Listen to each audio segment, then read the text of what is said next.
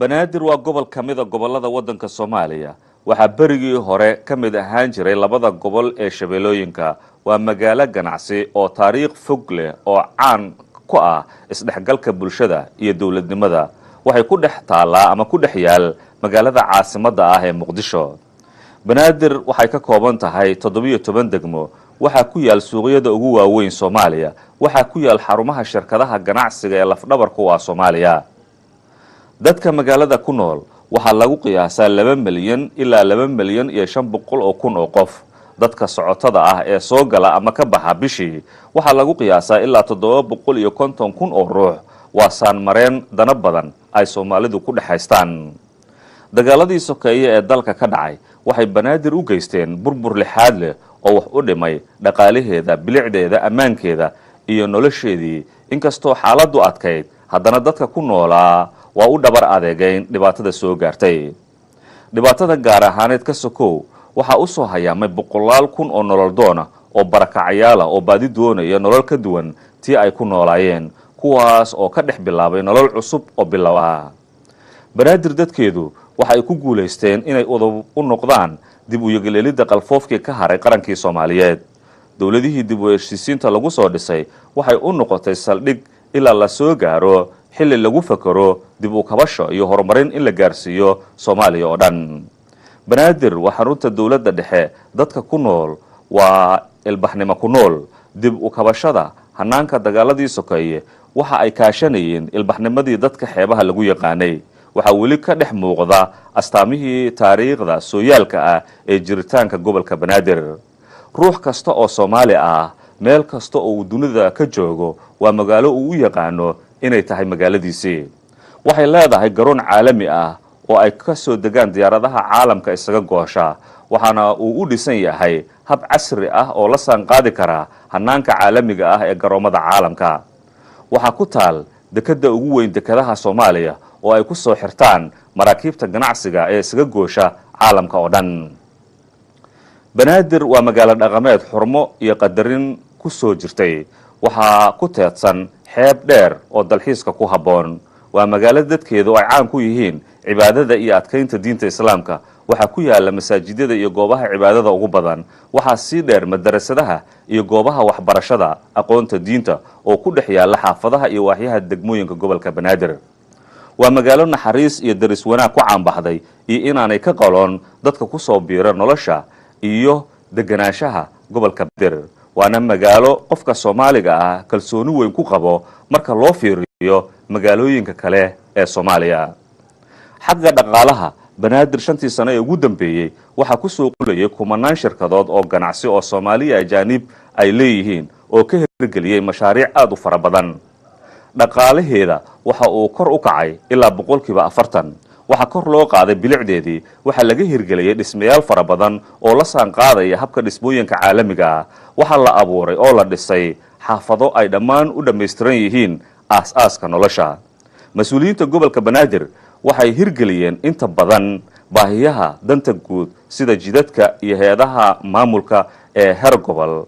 ee wax ka qaban lahaa howlaha aasaasiga u ah dadka gobolka degan inkastoo weli uu jiro gaabsi oo aan weli la dhammaystirin dhammaan baahiyihii jiray laakiin waxaa muuqda dadaallo laga ambaqaadi karo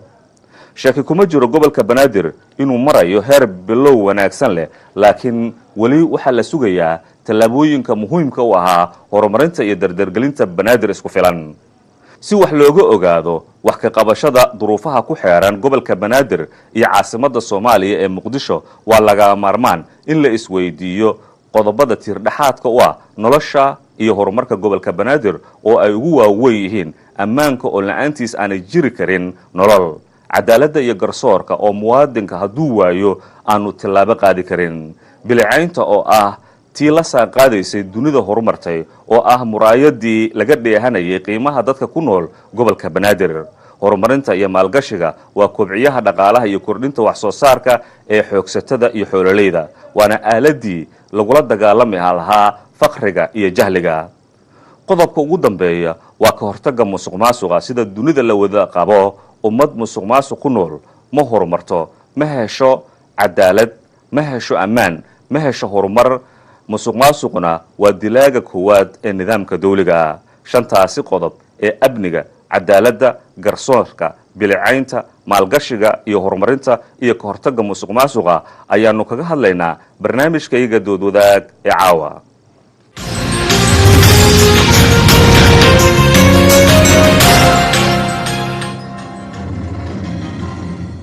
kulanti wanaagsan dadka dunida dacaladeeda naga daawanaya, kuna soo dhowaada barnaamijkii dood wadaag oo xiliyadan oo kale aad ka daawataan telefishinka Universal. sida aad arkaysaan marka gobolka Banaadir laga hadlo arrimihiisa iyo sidii kor loogu qaadan lahaa tayada maamul iyo amni iyo dhaqaale iyo wax soo saar, waxay u baahan tahay dadka Soomaaliyeed inay iska kaashadaan. si haddii arrimahaasi iskaashiga iyo wadajirka gobolka Banaadir sidii wax looga qaban lahaa, waxaan barnaamijka ku marti qaadno caawa la fadhiya gudoomiyaha gobolka Banaadir isla markaana ah duqa magaalada Muqdisho, waa gudoomiyihii cusbaa ee dhawaanta la magacaabay Taabid Cabdi Maxamed. wadana gudoomiye marka hore barnaamijka dood wadaag ku soo dhawaaw telefishinka Universal. sidaan la socono dad badan oo Soomaaliya dadka caawa nagala soo qayb galay waxaa ku jira aqoon-yahano aad u fara badan oo fiildiyo kala duwan leh, waxaa ku jira odayaal dhaqameedyo, waxaa ku jira culamaa u diin, waxaa ku jira dhalinyaradii, haweenkii, qaybihii kala duwanaa ee bulshada gobolka Banaadir ku nool guud ahaan qaybahooda kala duwan. dabcan marka ugu horeysa qaar badan oo na daawanaya dunida dacaladeeda naga daawanaya, marka hore qof walba wuxuu isweydiin lahaa su'aal dadka maalmahan dhex maraysa. taasaanu ku bilaabanaynaa, miyaa la bedelay magacii gobolka Banaadir? cawil waad mahadsantahay. asalaamu calaykum waraxmatullahi wabarakaatu. dhammaan ummadda Soomaaliyeed meel kasta aad adduunyada ka joogtaan iyo saaxiibada hadda inta ka soo qayb gala waan salaamayaa. marka xiga waxaan rabaa fursadda inaan uga faa'iidaysto inaan tacsi tiiraanyallahi u diro walaalkay, saaxiibkay, marna garabkayga ahaa oo wasiirkii hore ee howlaha guud Cabbaas Cabdullaahi Siraaji oo dhowaan Allah u naxariistay ku geeriyooday magaalada Muqdisho. waan u tacsiideynayaa. ilaahay jannatul firdaws Allah ka waraabiyo, annagana samir iimaan Allah naga siiyo. waxaana qoyskiisa iyo saaxiibadiisa iyo dadkii la shaqaynayay jaalkiisana aan leeyahay garab ayaa naga baxay, laakiin saaxiibkeena annaguna waxaan ku dadaali doonaa hamigii uu Soomaaliya ka lahaa. anigoo ah gudoomiyaha gobolka Banaadir ahna duqa magaalada Muqdisho, shakhsiyan kaalinteydii inaan hamigii iyo fikirkii iyo wuxuu ka aaminsanaa Soomaaliya oo saaxiibkay u ahaa inaan halkaa ka sii wado, oo at least taariikhdii uu jeclaa Soomaaliya inay lahaato aan meesha ka sii wado. taa kadib waxaan sidoo kale Ilaahay uga baryaa caafimaad in uu siiyo muwaadinkii Soomaaliyeed, maadaama aan ahay gudoomiyihii gobolka. qof walba oo meeshan ku gaaro si guud iyo si gaar ay aniga ii taabanaysa. walaalkay Cabdikariin oo maalin ka hor gaarigiisa loogu xiray miino oo ku qarxay oo lugaha ay wax ka gaareen, isagoo jooga ereyada isgoyska Zobe ereyadaas ah. isagana waxaan leeyahay Ilaahay caafimaad degdeg ha siiyo. tani waxayna tusaysaa in qolada nabadiidka ah dhibaatada ay wadaan Soomaaliya wax ay ku hayaan. waa xasuus xanuun badan, laakiin mudan inaan is xasuusino laga soo bilaabo inkastoo wax badan ay hor u soo socotay, laakiin dadku waxay aad u xasuustaan xasuuqii ka dhacay Hotel Shamow ee December 2009 ee loo geystay arday Soomaaliyeed, dhaqaatiir Soomaaliyeed, dad qiimo ku lahaa dalkan oo maanta meesha aan joogno wax badan nagala qaba lahaa. maalintaa way ka horeysay dabcan ilaa wixii ku soo xigay dadka sida loo beegsanayo ama khasaaraha imaanaya ama nabadiidka dhibaatada ay wadaan wax la koobi kara ma aysan ahayn. sidoo kale waxaan rabaa inaan ayagana aan halkan u sheego, inkastoo dadka aad uga warhayaan in badan, gabdhihii da'da yaraa ee degmada Kaxda aad bay arrintaas si gooni ii taabanaysa aniga. wixii waajibiga ahaana waa ka qaatay, ciddii kufsiga geysatana gacanta lagu hayaa. annaga ka gobolka Banaadir ahaana maxkamadda ayaan maalintaas joogayna marka la maxkamadayna si aan hubino gabdhaha inay cadaalad helaan. taa kadib markaan usoo laabto su-aasha ay weydiisay cawil, waad mahadsantahay su-aasha ay weydiisay. waxaan rabaa ummadda Soomaaliyeed halka inaan uga caddeeyo wax magaca oo Banaadir oo la bedelo ma jiro aslanba. qofka muwaadinka magaca Banaadir ama ba ha u qorto ama ba ha u qorto, annaga wax aan ka bedelna ma laha. keliya waxa hadda jahwareerkeena ummadda aysan fahmin waxay tahay maamul ahaan ama arrimaha ku saabsan administrative-ka si loo helo wax joogtayn ah wixii la soo isticmaali jiray ee hore u jiri jiray ee nuqulada Soomaaliya ku qornaa ee shuruucda ku qornaa ee soo bilowga ahaa, keliya si aan u joogtayno oo xafiiska loo isticmaalo mooyaane magac la bedelo ma jiro. qofka Soomaaligan xor buu u yahay, Banaadir iyo Banaadir labadaba isticmaali karaa. waad mahadsantahay. aad u mahadsantahay. 5 qodob ayaan dadka Soomaaliyeed ee caawa ku daawanaya ay doonayaan, 5taas qodob oo tiir u ah sidii Banaadir ay u noqon lahayd Banaadirtii hore la yaqaanay oo dadka Soomaaliyeed oo dhan ammaanku u heli lahaayeen, shaqo ay u heli lahaayeen, nolol u heli lahaayeen. qodobka qof kastoo Soomaaliya dhibaya waa ammaanka. waxaan la soconaa ilaa 2 milyan 500 ilaa 3 milyan oo qofood inay magaalada muqdisho iyo gobolka banaadir ba ay ku nool yihiin ammaanku mar walba nolosha waa aas-aaskeeda haddaan ammaan jiro nolol ma jiri karto dabcan nin aqoon-yahana tahay gobolka banaadir hay-adaha dowladda horaad uga soo shaqaysay waxaad ahaan jirtay xafiiska madaxweynaha chief of staffka waxaad soo noqotay qunsul waddanka maraykanka ah oo soomaalida u fadhiyey iminkan waxaad noqotay gobolka banaadir dabcan dad badan oo soomaaliyana way ku qanacsan yihiin magacaabidaada qorshahaaga amni waa maxay runtii amniga hay-adaha kala duwan ee dowladda soomaaliyeed iyo qof kastoo muwaadina wuxuu u yahay ahmiyadda koowaad waa waxa ugu horeysa qofka bini aadanka marka uu soo tooso inuu yani helo nabadgelyo inuu helo isagoo caafimaad qaba shaqaystay kusoo laabta gurigiisa ummadda nabad ku dhex jooga dadkana sidoo kale nabad kula noolaado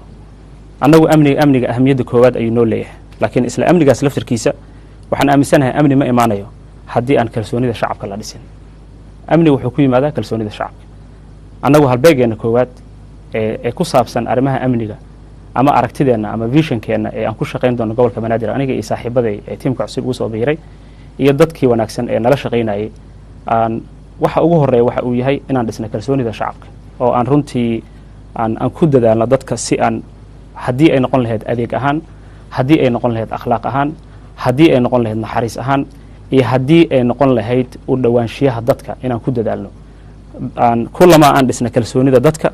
sidoo kale annaguna waxaan aaminsannahay inuu amniga soo laaban karo haddii aan qorshaha usoo laabto qorshaha amniga ee gobolka banaadir ma raba inaan ka hor dhaco waxaa socoto aan hawshiisa oo qorsho dhammaystira ayaa dhawaan soo bixi doono haddii ay noqon lahayd aasaasidda ama dhisidda guddiga amniga ee gobolka banaadir oo dhowaan insha allahu tacala isagana lagu dhawaaqi doono iyo ilaa isagoo nala sii gaari doono qorshihiisa ilaa inaan sameyno guddiyadii amniga ee heer degmo ahaa si dadka u helaan amni laga wada shaqeeyo laakiin waxaan ku celinayaa amniga aasaaskiisa ugu muhiimsan oo qof walba bini aadan aaminsan yahay annaga ka maamul ahaan ee gobolka banaadir aaminsannaha waxay tahay dhisidda soo celinta kalsoonida shacabka aad u mahadsan gudoomiye arrinta marka amni laga hadlo dabcan tallaabada xigta waa cadaalad qofku markuu amni helo hadduu cadaalad waayo amni ma jirayo cadaaladdu waa lafdhabar ka mida waxyaabaha dadka soomaalida ay u baahan yihiin soomaaliya markaan dib u fiirino warbixinadii caalamka soo baxayey waxay qeexayeen safka hore in cadaalad darrada aanu kaga jirno dabcan markaa gobolka banaadir fiiriso waxaa kuu soo baxaya ama kuu soo sawirmayo 3 qofood oo soomaaliya 2 qofood inay cadaalad darro qabto ha ahaadaan ha u badnaadaan kuwa guryaha iyo dhibaatooyinkooda ha ahaadaan dabcan gobolka banaadirna arrimaha guryahu wuxuu u yahay lafdhabar oo isagaa mas-uulka ah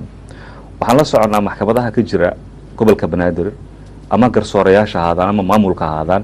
guryo la isku dacweeyey inay marayaan 3 jeer in loo kala xukumo labada dhinac ee isdacweynaya maaha 3 jeer in loo xukumo qof ka mida 2 qof oo isdacweynaysa taasi waxay u muuqataa cadaalad darro baahsan inay jirto dadka soomaaliyeedna way qirayaan adigu eedeeda ma leeyahay waad cusub tahay laakiin waa maxay tallaabada aad doonayso inaad cadaalad kaga hirgeliso gobolka banaadir waa mahadsan tahay runtii cadaaladdu waa lafdhabarka bulshada waa lafdhabarka maamul wanaagga waa lafdhabarka muwaadinka caadiga ah haddii qofka uusan helin cadaalad yani inta kale aan sheegayno qofka inuu si xurriyad leh wanaag leh kalsooni leh ugu shaqeeyo ma imaanayso waa run waan aaminsanahay runtii aniga shakhsiyan ma ahayn qof meel cirka ka soo dhacaan meel kale ka yimid waxaan ku noolaa magaaladan waxaan ku barbaaray magaaladan waxaan qiyaasi karaa iyadoo aan ahay mas-uul ama aanan ahayn mas-uul inaan ogaaday heerka cadaalad darrida ee jirta runtii ka maamulka gobolka banaadir ahaan anigoo ah guddoomiyihii iyo saaxiibaday oo ayagana aan ila shaqayn doono waxaa nooga qorshaysan xaqiiqdii way muuqataa wax qarsoon ma aha cadaalad darrada baahsan ay jirto haddii ay noqon lahayd arrimaha guryaha haddii ay noqon lahayd arrimaha kale kuwa la ogyahay kuwan la ogeynba waxyaabaha inoo qorshaysan waxay tahay runtii xaqiijinta hubinta qofka muwaadinka inuu cadaalad helo cadaaladduna waxay ka bilaabataa qofka naftiisa ka bilaabataa markaan aniga xaqiijiya inaan cadaalad falayo ka maamul ahaan oo aan u falayo shaqaalaha kan ugu hooseeya kan ugu sarreeyo cadaaladdaas oo ah inay dadku sinaan helaan sinaantaas oo ah micnaheedu qof dadku bini aadanka xuquuqda ay ka saman yihiin oo ugu horreysa waxay tahay inuu qofka bini aadanka helo inuu helo xaqiisa iyo xurmadiisa taas oo mudan qofka ugu hooseeya qofka ugu sarreeya waxaa ku xiga qorshaha cadaaladda iyo garsoorka ee gobolka banaadir waa waajib nasaaran dhammaanteena laakiin qorshaheenna cad waxa uu yahay mid keliya aniga iga bilaaban iguna dhammaan laakiin ay noqoto mid ka soo bilaabato degmooyinka xaafadaha tabeelooyinka guryaha iyo qof walba maanta ku nool gobolka banaadir taa ka soo bilaabata taana waxaan ku xaqiijinaynaa dadka jooga ee hadda inoo shaqeeya ee mas-uuliyiinta ah guddoomiyaasha degmooyinka ku-xigeenadooda waaxyada dadka matala bulshada inaan xaqiijino in aan annaga gaarno oo aan albaabadooda garaacno oo aan hubinno waxaa halkudheg noo ah waxaan naga go-an inaan u tagno kuwa aan noo imaan karin u tegista macnaheedu waxay tahay inaan hooyo soomaaliyeed la fadhiisan karno ogaa karna cadaalad darrada qabsatay ogaa karna amni darrada qabsatay ogaa karno xadgudubka lagu sameeyey cadaaladdu inkastoo ay runtii tahay wax mudan inaan mudnaanta koowaad siino aanan siin doonno oo ay ka mid tahay inuu qofka xuquuqdiisa bini'aadaneed uu helo ee joogtada ah marka annagu waxaan ka soo bilaabanaa barnaamij ah aasaaska hoose ilaa kor inuu soo aado taasoo ah guriga inay ka soo bilaabato dadka matala runtii aniga aan aaminsanahay saaxiibadan aan ku celceliyo annagu waxaan nahay adeegayaal waxaan u adeegnaa ummadda soomaaliyeed aan matalno magaca madaxda waa iska halkeedii iyo wax qofka title la siiyey laakiin adeega micnaheedu wuxuu yahay inuu hubiyo qofka u adeegayo inuu wax wanaagsan gaarsiiyey inuu hubiyo gurigiisa inuu caafimaad ugu noolaaday inuu hubiyo cadaaladii loogu mudnaa inuu helo arrimaha dhulka oo laftirkooda u baahan cadaalad yacni in dadka loo cadaalad falo arrimaha garsoorkana si wanaagsan loo fiiriyo ahmiyad gooniyo leedahay taasna insha allahu tacaala waa ka hadli doonaa oo waxaa qorshaheenu yahay in aan xaqiijino ma ahan wax annaga aan iska keenayno habeenkii ugu horreysay ee khudbadeena waan ku sheegay marka aan la kulmo dadka soomaaliyeed ee dadka muqdishaawiga ah haddii halkan ay joogaan iyo haddii ay dibadda joogaan aan qadka taleefonka uga qayb galo waxaan mar walba ka codsanaya aan ku celinay fadlan inoo soo sheega dadka aad isleedihiin waa muxtaramiin waa aqoon-yahaniin waa khibrad ayay u leeyihiin waa deegaanka gobolkan ee yaqaana noo soo sheega magacyada noo soo dira oo gabdho iyo wiilal leh dadkaa marka aan helno ayaa ayadoo cad ay ummadda soomaaliyeed og tahay ayaan dad ummadda soomaaliyeed ay ku farxaan ay leeyihiin alla ilahi waa lala asiibay ayaan guddi u magacaabi doonaa guddigaas oo khilaafyada dhulka si saxa uga shaqayn doono magacaabista guddigan aan qorsheynayna markaan dadka ka helna ayna soo gaarsiiyaan ayaa wuxuu noqon doonaa ma ahan runtii wax iska furan oo ummadda ay arki jireen ilahay idinkiisa wuxuu qorshaheenu yahay waqti cad qorshe cad iyo natiijo cad inay guddiga la yimaadaan oo macnaheedu oo tahay ma 6 bil bay noqon doontaa ma sanad bay noqon doontaa ma bil bay noqon doontaa laakiin qorshe cad guddigaas uu ku shaqeeya iyo sidoo kale iyagoo khibradooda iyo aqoontooda iyo madax banaanidooda guddiga ay halkeedii tahay laakiin haddana shaqo qeexid oo muwaadinka soomaaliyeed ee maanta marka guddigaa la magacaabo uu ogaan karo muxuu guddigaa kuu qaban karaa maxaase loo heli karaa oo ay ugu horeyso in la heli karo guddiga waxyaabaha ugu muhiimsan ee na aafeeyey waxa ay tahay wax kastoo la aasaasa ama la abuuro helitaankooda ayaa adkaado laakiin guddigaas wuxuu noqon doonaa wax kuwa siyaasadda ka madax bannaan dhaqaalo ka madax bannaan ama ka madax bannaan ka maamul ahaan inaan annaga dushooda istaagno waxay noqon doonaa guddi bannaanka istaaga muwaadinka soomaaliyeed ee soo gaari kara cadaalad u baahan arrimaha dhulka gaar ahaan ay heli karaan marka ay helaanna muddo cayiman jawaab ka heli doono taas oo aan ku talageli doono in aan sameyno wax la yidhahdo dowlad furan ama open government oo ay dadku wada arkaan guddigaas cadaaladda oo u sameynayo qofka muwaadinka ee cadaalad darrada tabanayo aada maadsan tahay gobolka banaadir caawo dhan haddaan ka hadlayno duruufaha hor yaalla ma la dhammayn karo laakiin qodobada qaarkood aan taaban doonaa arrinta bilicsamida laga soo bilaabo 1972 magaalada muqdisho gobolka banaadir waa koray wuxuu u socday bilicsamadiisa siduu ahaan jiraan ognahay mar baa loogu yeeri jiray magaaladii nabadda magaaladii dalxiiska magaaladii bilicda 25 sano ugu dambeysay kala heerba ha ahaato waxaa jiray dhibaatooyin ku saabsan magaaladan ku dhacay bilicdeedii way baaba'day wadooyinkeedii yaa burburay mushkilada hor lahaa ku dhacay mar kasta maamulkii yimaadana wuxuu ku mashquuli jiray sidii ammaankeeda iyo arrimaheeda un wax looga qaban lahaayee lama gaarin in bilicdeeda laga fakero dadka aqoon-yahanada ah hadda yimid waxay u badan yihiin dad dhallinyaro ah aqoon-yahano ah magaalooyin waaweyn oo dunida kusoo noolaa waxaa laga yaabaa markay banaadir maamulaan inay hor taalla ama ay ku cabiraan magaalooyinka waaweynaayo dunida ay ku noolaayeen dabcan ayagana waxaa laga filayaa inay horumar keenaan oo magaaladan wax ka bedelaan oo magaalooyinka kale ee dunida ay la saan qaado markaa fiiriso dadka soomaalida waa ammaanan yihiin ama shirkadaha aadaan ama shaksiyaada ha aadaan guryahooday dhiseen waa qurxiyeen way ku daaleen waxaa jira dabaqyo dheerdheer oo magaalada dhan wada saameeyey markaad dusha sare ka eegto waxaa quruxda 5 sano ugu dambeysay maalinta ka dambeysay way sii kordhaysay haddana waxaa jira waxyaabo yaryar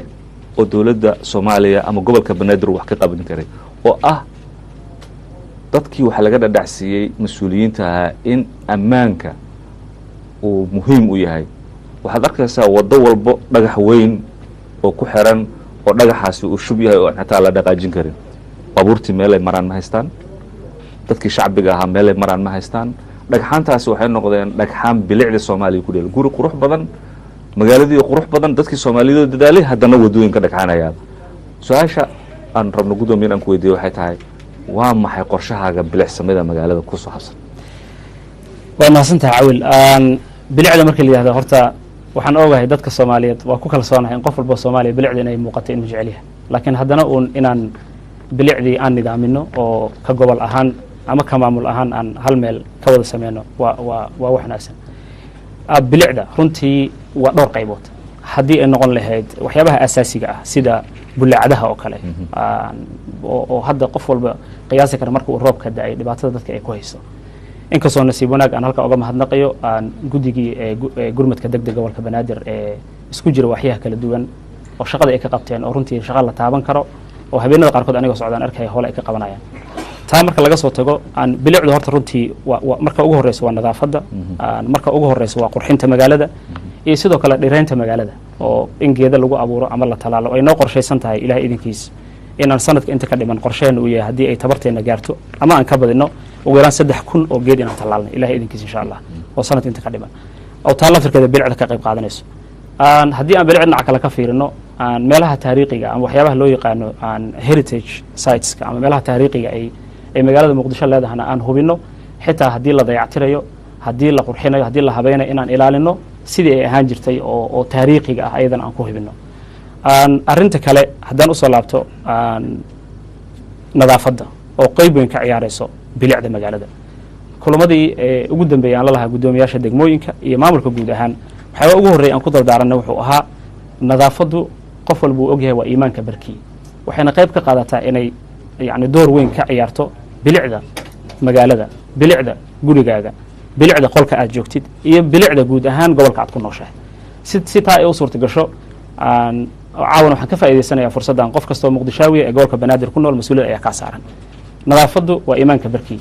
ayagu qorshahooda waxa uu yahay waa ku gaari doonaa mustawihii aan ku hagaajin lahayn imkaaniyaadkii ama fasiilaadkii ama waxyaabihii ay u baahnaayeen dadka aan matalno, laakiin inay ka bilaabato qof walba gurigiisa hortiisa iyo wixii lamid a.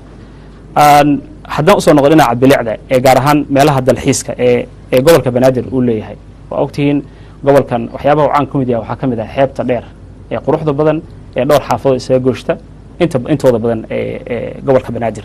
ayadoo laftirkeeda kaalin weyn baan insha Allah ka samayn doonaa. waxaan u mahadnaqayaa Soomaalida meel walba ay ka yimaadeen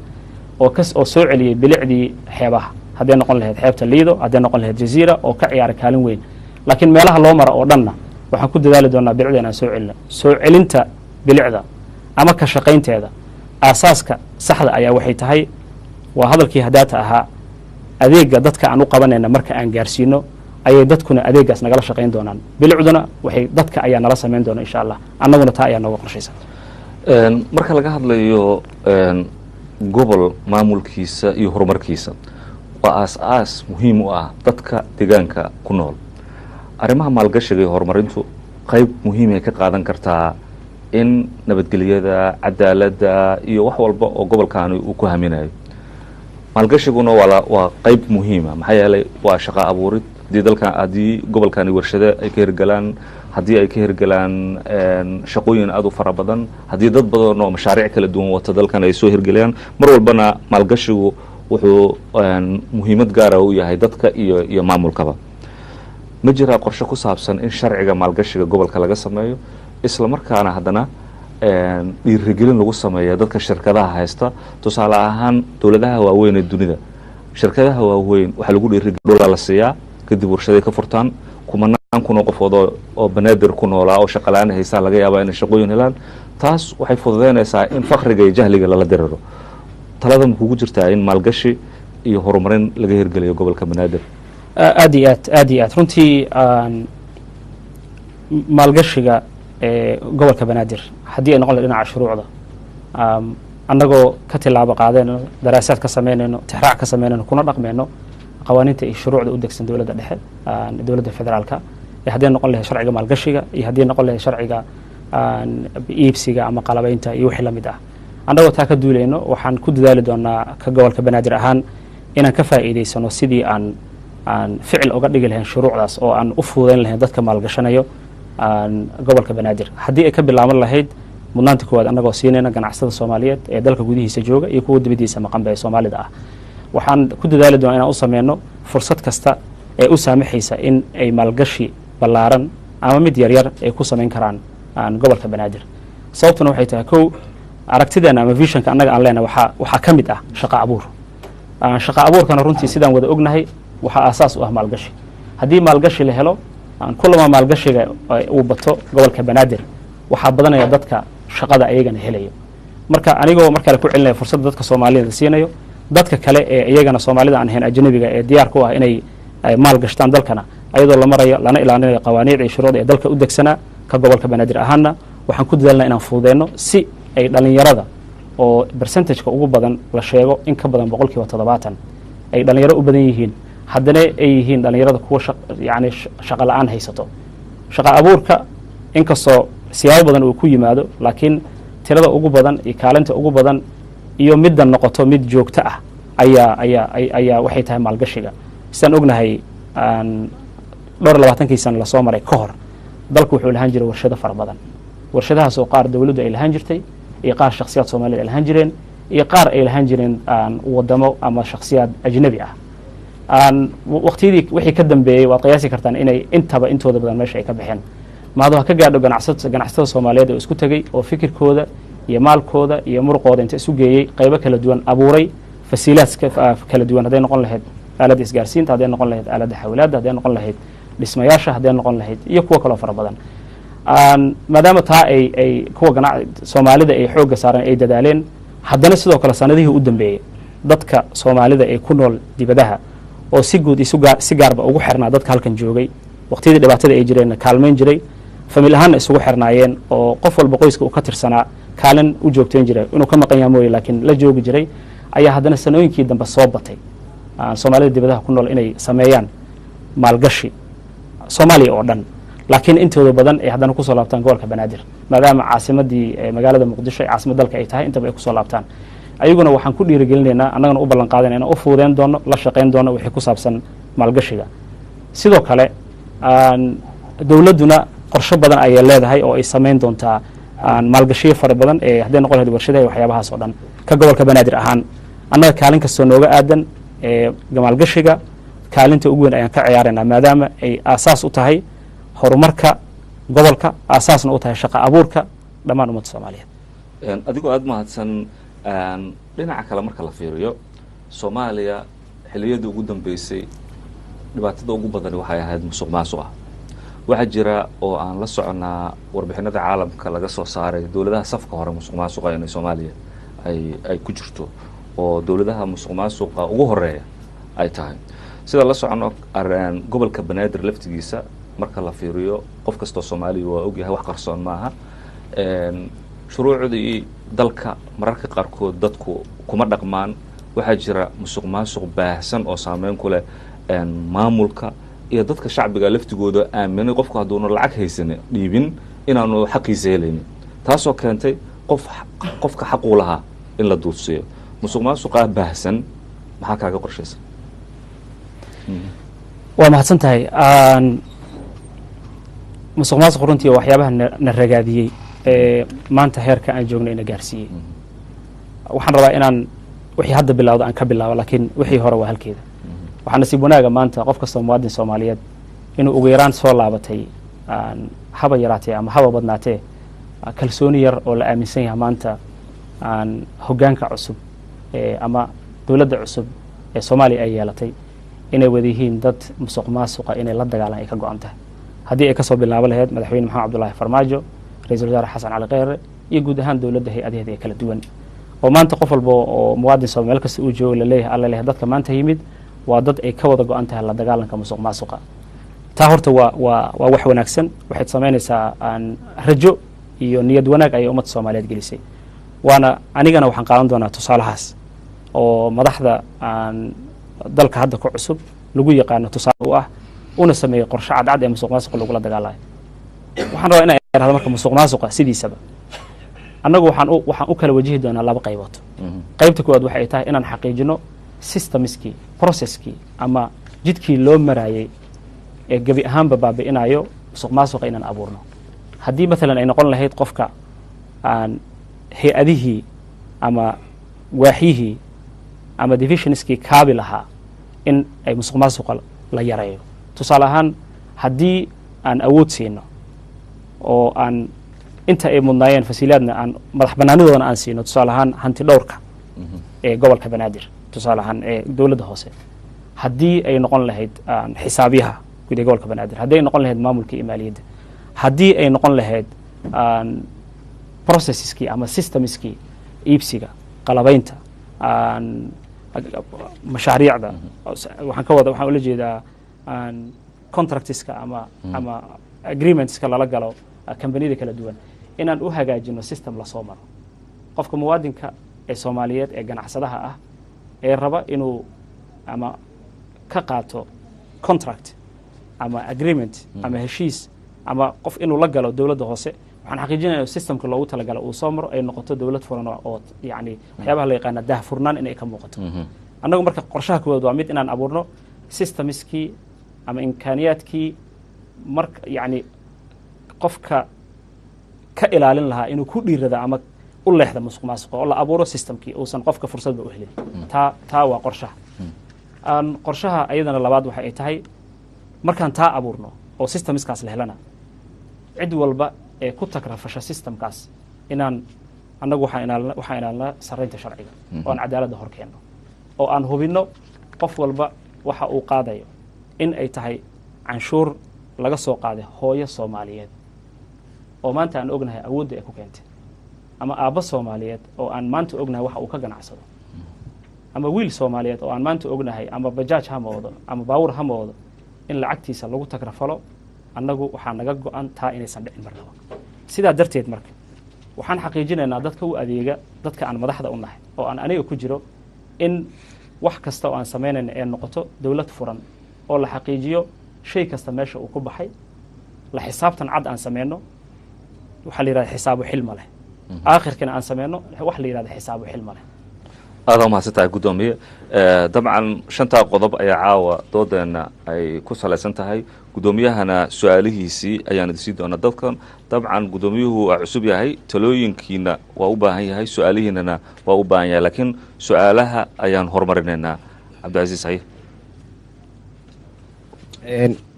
bismi illaahi raxmaani raxiim. waxaan marka hore jecelahay inaan kaaga mahadceliyo mudane guddoomiye fursadda qiimaha badan ee caawa shacbiga Soomaaliyeed aad u siisay ama qaybaha ku dhaqan gobolka banaadir gaar ahaan caasimadda muqdisho. haye aada mahadsantahay. haye waa la maqlaya. haye marka labaad waxaan jecelahay anigoo ka faa'iidaysanaya inaan ku biiriyo guud ahaan dadka Soomaaliyeed gaar ahaan qoysaskii, eheladii iyo qaraabadii uu ka geeriyooday wasiirkii wasaaradda howlaha guud Cabbaas Cabdullaahi Siraaji, inuu ilaahay samir iyo iimaan ka siiyo. qof ahaan aqoontaan u leeyahay guddoomiyaha waxaan jecelahay inaan qaybaha bulshada Soomaaliyeed u xaqiijiyo inuu yahay ruux u dhimriya aadna u dhagaysta doodaha ay qabaan shacbiga Soomaaliyeed meel kastoo ay joogaan. dhinaca kale ee mudane guddoomiye, hanaanka garsoor ee dalka aad iyo aad ayuu u liitaa sida aan ku dhagaysanay warbixintii hadda ka baxaysay halkan. baaritaan qof ahaan oo aan sameeyey waxaan ku ogaaday 3 meelood 2 meel dadka ku xiran xabsiga dhexe ee magaalada Muqdisho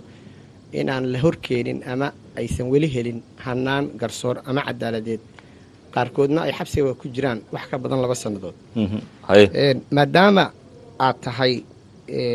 qof aqoon u leh hanaanka dowladnimo ama garsoor ee dowladaha adduunka wax badanna ka og sida ay wax u maamulaan, jecelahay inaan ku weydiiyo 2 su'aal oo ka kooban maxay ahayd maxaa gobolka banaadir aad guddoomiyaha ka tahay uga qorshaysan guddoomiyaha gobolka banaadir ahna duqa magaalada Muqdisho uga qorshaysan dadka Soomaaliyeed ee ku dhaqan caasimadda magaalada Muqdisho gaar ahaan gobolka banaadir inay helaan cadaalad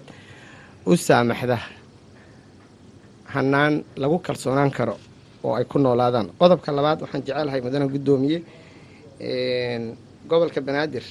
waxa uu ku yaalla caasimadda dalka Soomaaliya magaalada Muqdisho waxaa ka jirta xaalad amni darro sida warbixinta aan ku dhagaysanayna ama aan ognahay waxaa isdhex yaacaya qaybaha ciidamada soomaalidu ay ka kooban yihiin gaar ahaan nabad sugidda xoogga dalka booliiska ilaalo iyo shirkado gaar loo leeyahay kuwaas oo halis gelinaya amniga magaalada muqdisho gobolka banaadir maxaa uga qorshaysan ama aan idhaahdo ilaalooyinka ilaalo gaar loo leeyahay gashanna dharka ciidamada qalabka sida kuwaas oo ilaaliya madaxda dowladda federaalka maamulka aad guddoomiyaha ka tahay ee gobolka banaadir ma jirtaa in qorshe lagu hoos keenayo hoggaan mid ah oo ciidamada booliiska oo hoostaga maamulka gobolka banaadir si meesha looga saaro isbarbaryaaca iyo qalqalka ragaadiyey hanaankii dowladnimo aada u mahadsan tahay cabdicasiis xildhibaan guddoomiye dhowr su-aaloodoo saaran waaya iyo fursaddan kuu siina inaad ugu jawaabto cabdicasiis waa marka hore ku mahadnaqaya arrimaha cadaaladda haddaatay ayaan ka hadlay waxaa nooga qorshaysan insha allah cadaaladda iyo garsoorkaba inaan horta marka hore wada shaqayn buuxda la sameyno waana bilownay markii hore haddii ay noqon lahayd maxkamadda gobolka banaadir iyo garsoorayaasheeda kala duwanba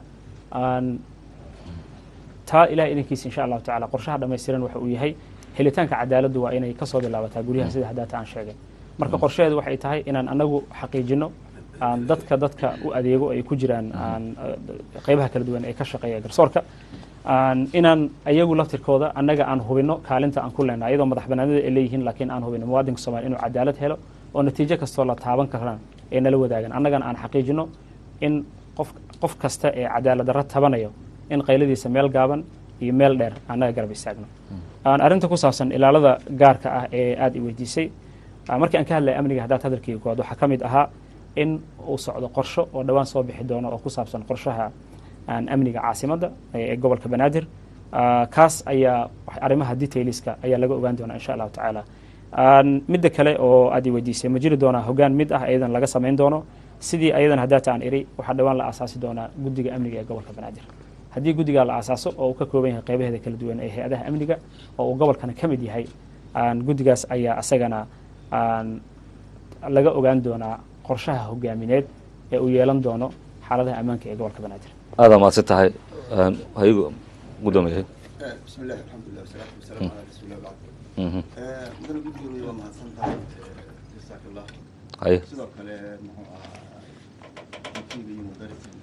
madaxdiisa ay su'aadi mahadsan yihiin kusoo bixinaysa darteed aniga waxaan rabaa inaan haye haye aniga waxaan rabaa inaan xoogaa amniga ila daran Soomaalidu waxay tiraahdaa meel nabadi aysan ka jirno kama jirto magaaladan waa magaalada caasimadda ah ee Soomaaliya haddii ayadu ay wax iska bedelaan saameyn ay ku yeelan kartaa xagga amniga dalka dhan iyo dadka dhan haddii ayadu ay liidatana sidaas ay dalka ay ku noqon kartaa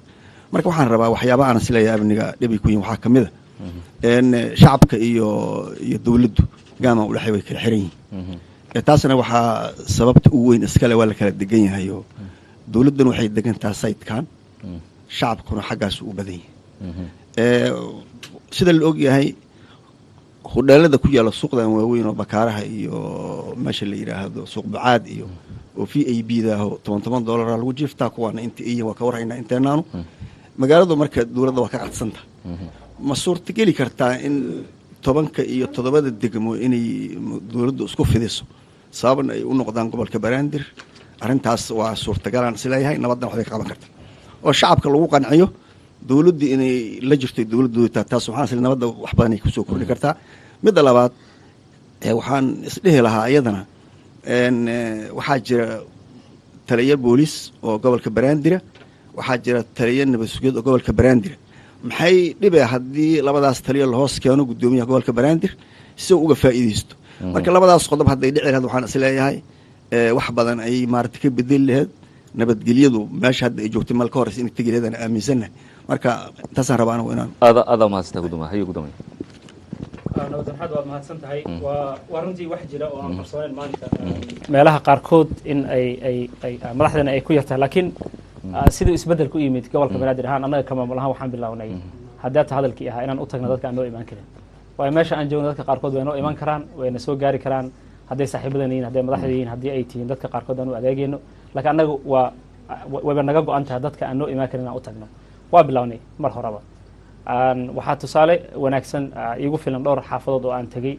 مثلا maalin dhowt mar aan tagayo degmada hodan ayaan waxaan ku booqanay jidka dad Soomaaliyeed oo isu tagay oo nadaafadda ka shaqeynaya meeshaan ugu tagnay baabuurkan ka degnay ayagan la sheekeysanay dadkii dukaamadan u tagnay xaaladoodan soo wareysanay waxaan u sheegnay in anagu adeegeen waxaan u sheegnay gudoomiyaha degmada meeshaas matal inuu ayagu adeego waxaan ka codsanay wixii tala inay noo soo gudbiyaan waxaan ka codsanay dadka ayaga mas'uuliyadooda u haayo inay noo soo sheegaan inay mas'uuliyadda ka baxeen laguna aamini karo waxaan ka codsanay in qofka aysan u qarin hayb ahaan walaal ahaan qabiil ahaan saaxiib ahaan aan loo qarin qofka haddii ay xuman tahay sababtoo waxaan ku celcelinay fariintii ahayd qof walba ee adiga ku anfaco macno badan kuma sameeyo laakiin waxa macno badan sameeyo qofka mustaqbalka carruurtaada anfaco haddii gudoomiyaha degmada adiga uu ku anfacayo kaliya waxa ma tarayso laakiin waxa xaqiijisaa gudoomiyaha degmada iyo dadka la shaqeeya iyo saaxiibadiisa iyo tiimkiisa inay yihiin kuwa anfacaya mustaqbalka carruurtaada saadarteed marka hadii mustaqbalka carruurtaada anfacaan ama u adeegaan ama ay ka shaqeeyaan waxay anfacayaan mustaqbalka dhammaan degmadaas saadarteed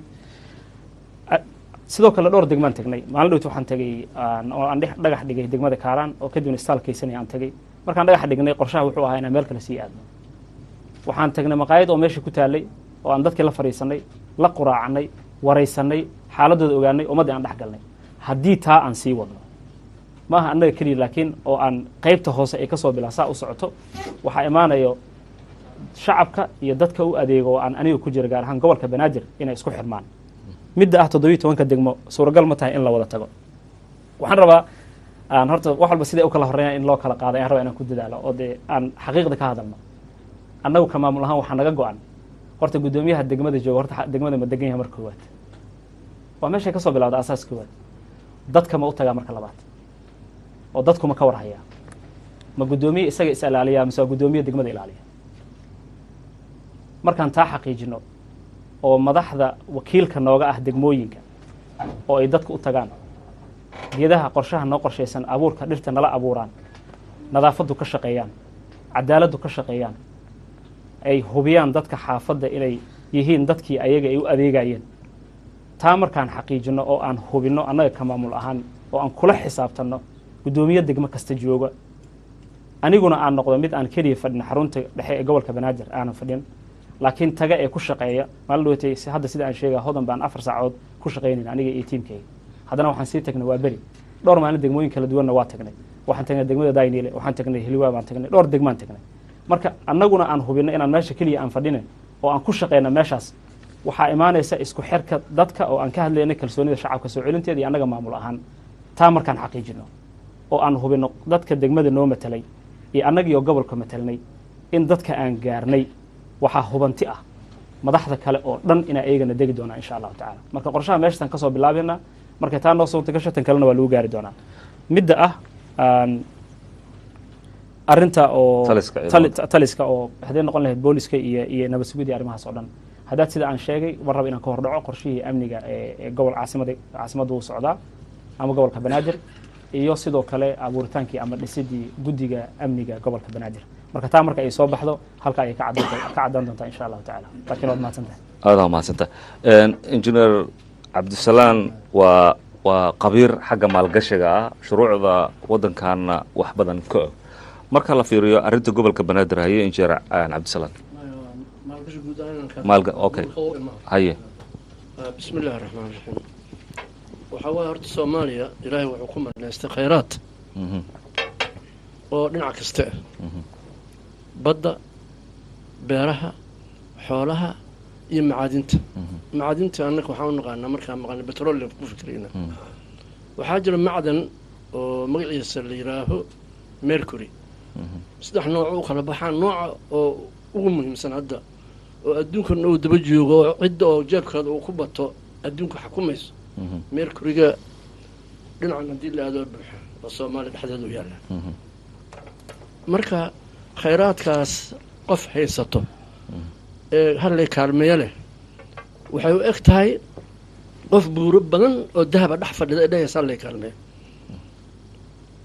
midaan dadka haddii looga faa'iideeyay maagana sida gudoomiyaha noo sheegay runtiis waaye maalgashi shisheeye la'aan adduunka cid isdeeqda ma leh Sacuudiya Carabiya kaashkeeda oo meel walba iska yaal ama maalgashiga dhiirigelin hayso xeerkii maalgashi diyaar u ahay xeerarkii kaabayay oo company law iyo industrial and trade policy iyo public private partnership policy iyo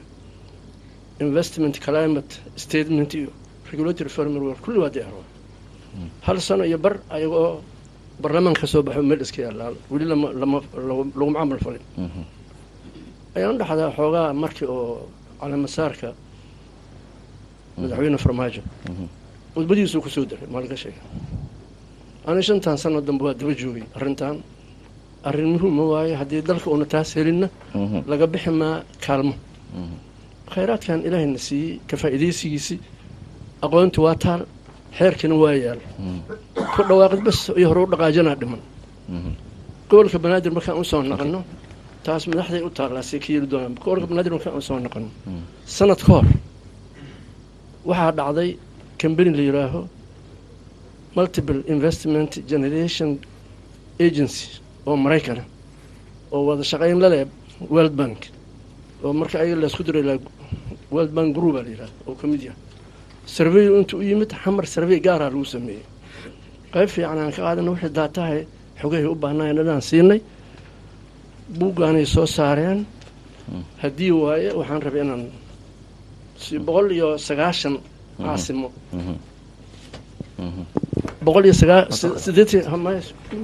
180 may warqadan usa askale okay warqadda waxay ka hadle baqashada waxaa ku jirto si loo hirgelin lahay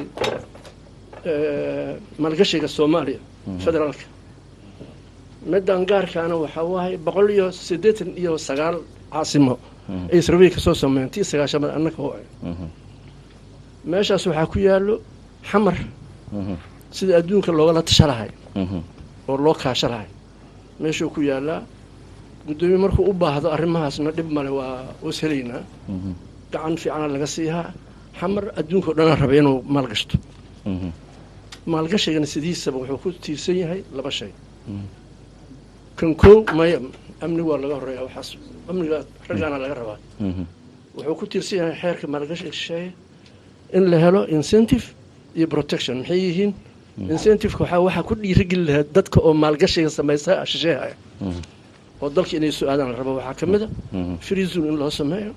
industrial policy industrial zone in la sameeyo jidad in la dhiso in wixii ay inta ka soo saaraan oo exportation ah canshuuro aan looga dhigo waa badan yihiin protection muxuu yahay ganacsadeen inay ilaalin waay dadka lacag badan kan aqoon badanaya maaha kuwayn haddaan la ilaalin la dardara labadaas tiray ku dhisan tahay waxaa hadda socdo program la yidhaaho World Bank oo wado la yidhaaho public private dialogue yani in dadkeena ganacsatada iyo dawladda inay tashtaan isku duubni ay sameeyaan sida ay u qaabil lahayn markii shisheeyaha u yimaado programkaas xoojis uu rabaa hadda waa socoyaa World Bank wado marka wax walba diyaar waaye hal hirgeliyo labadan arrinba xamar job generation ku sheegayo hadda gudoomiyaha waa ku mahadsan yahay run waay dadka shaqo heli maayaan haddaan warshado la asaasan xeebtan oo tayna inta laga bilaabo ilaa inta xamar uu leeyahay haddii warshado malay laga sameeyo dharag waay beerihii haddii la kacsho kuwaan inta dharag waay dadkana sidoodaba caasamay yaqaaniin mar haddii oo dibadda laga bilaabayo waxay leeyihiin kow caasimadaan horta lugta ka shayna kadib aan kuwa kala aadayna aad u mahadsantahay injineer cabdisalaam dadka Soomaaliyeed ee caawa su'aalaha qaba aad u badan yihiin safka hore markaan dhameeyno safka dambe aan gudbi doonaa si aynu nooga xumaanin doodeeda marka suldaankan siinaya suldaan hay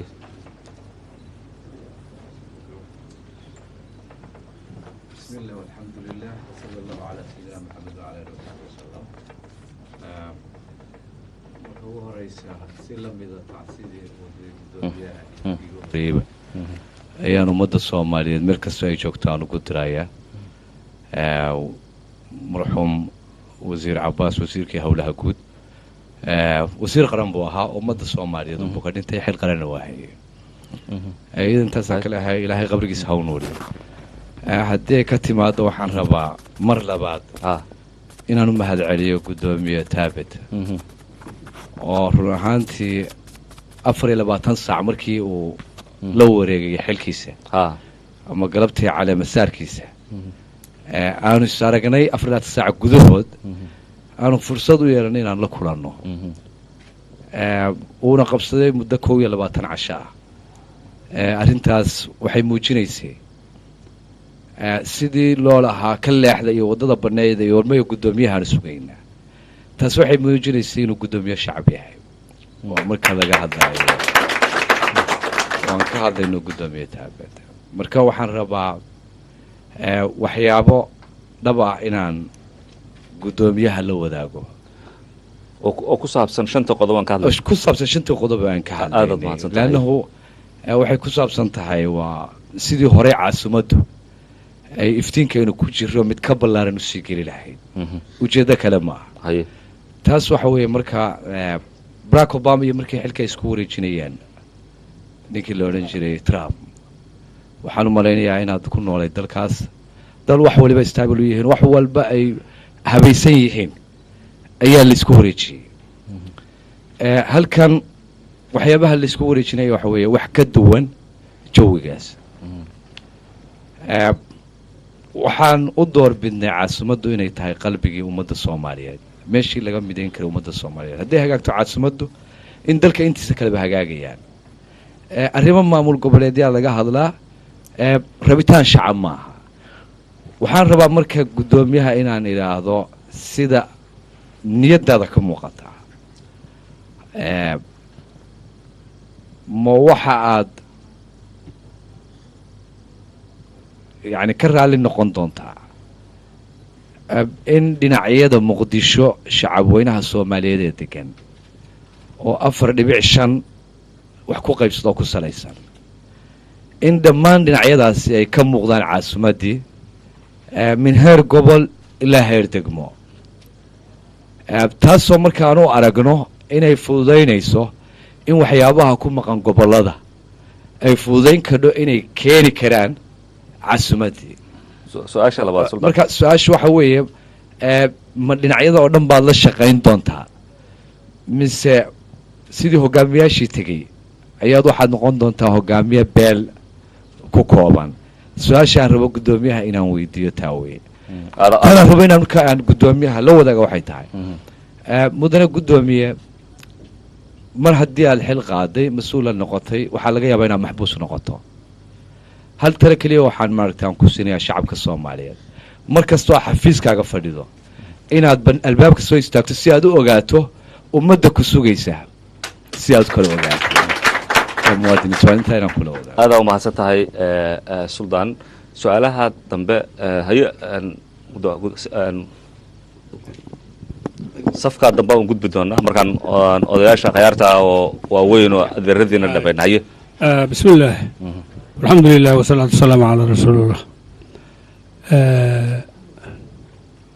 marka hore waxaan u ducaynayaa halkan taxsiib uga jeedinayaa wasiirkii howlaha guud oo geeriyooday sida loogu duceeyey ilaahay jannada ha geeyo dadkii ehelkiisii iyo qaraabadii iyo saaxiibadii iyo dadkii aqoonta isku lahaayeen iyo islaamka dhammaantiisna ilaahay samariya ibaana ka siiyo marka labaadna waxaan u mahad celinayaa guddoomiyaha gobolka Banaadir ahna duqa magaalada mudane Taabid aad baan ugu mahad celinayaa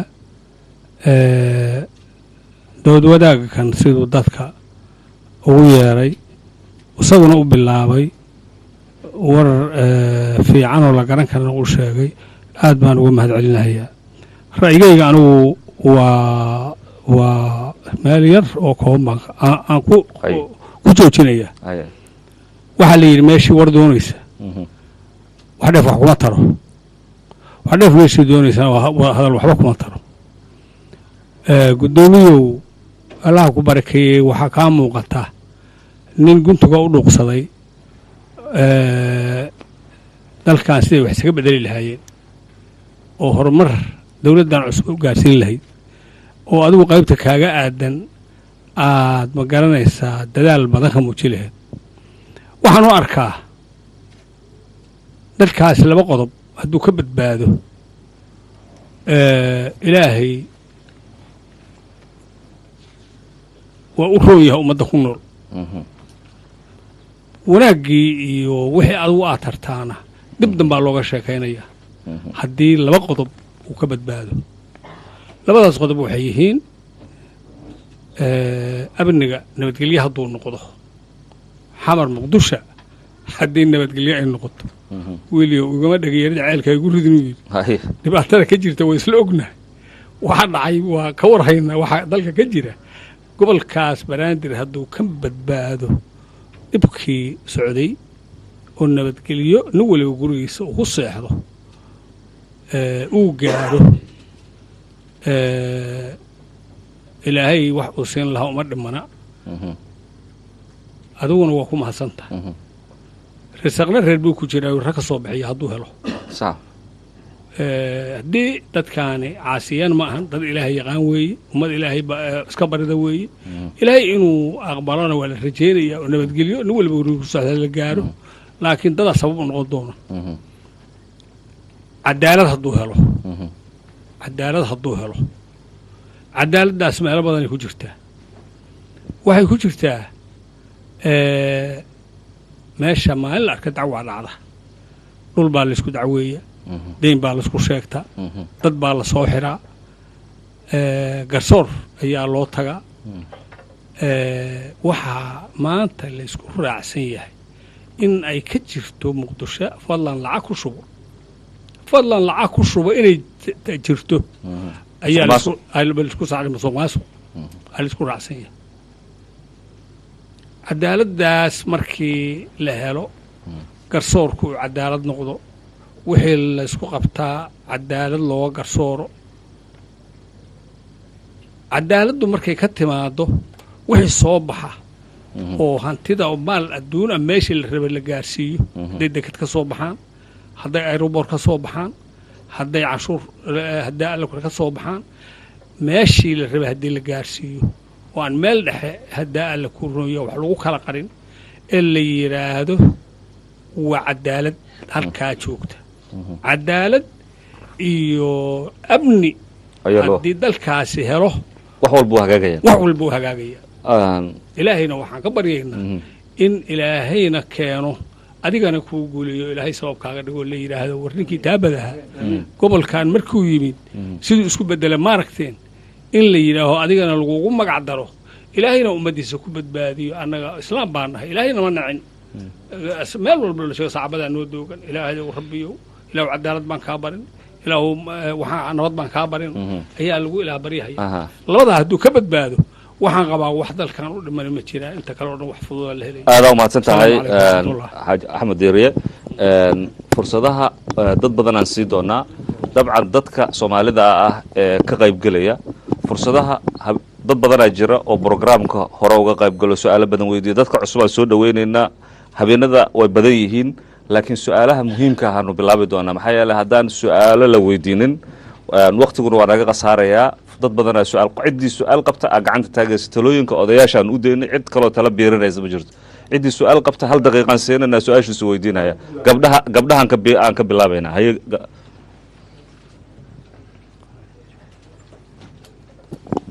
su-aashaada bismillahi raxmaan raxiim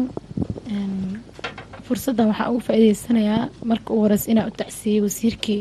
naga geeriyooday weegan dhexdiisa markii labaad waxaa rabaa inaa guddoomiyaha aan weydiiyo musuq maasuqa ani waxaan u malayaa inuu musuq maasuq si gooni ii taabanaayo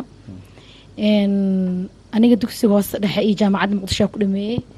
magaalada muqdishona wax badanaa ka ogahay dowladda hoosena waxaan u shaqeynaya muddo 4 sano gaarayso codka cawada inaan ku hadlana caawa ka hor iyo ma ay suurtagelin guddoomiyaha waxaa rabaa aan weydiiyo musuq maasuq dad badan oo daashadaa jiro musuq maasuqa dad gooni ma kaala shaqey doono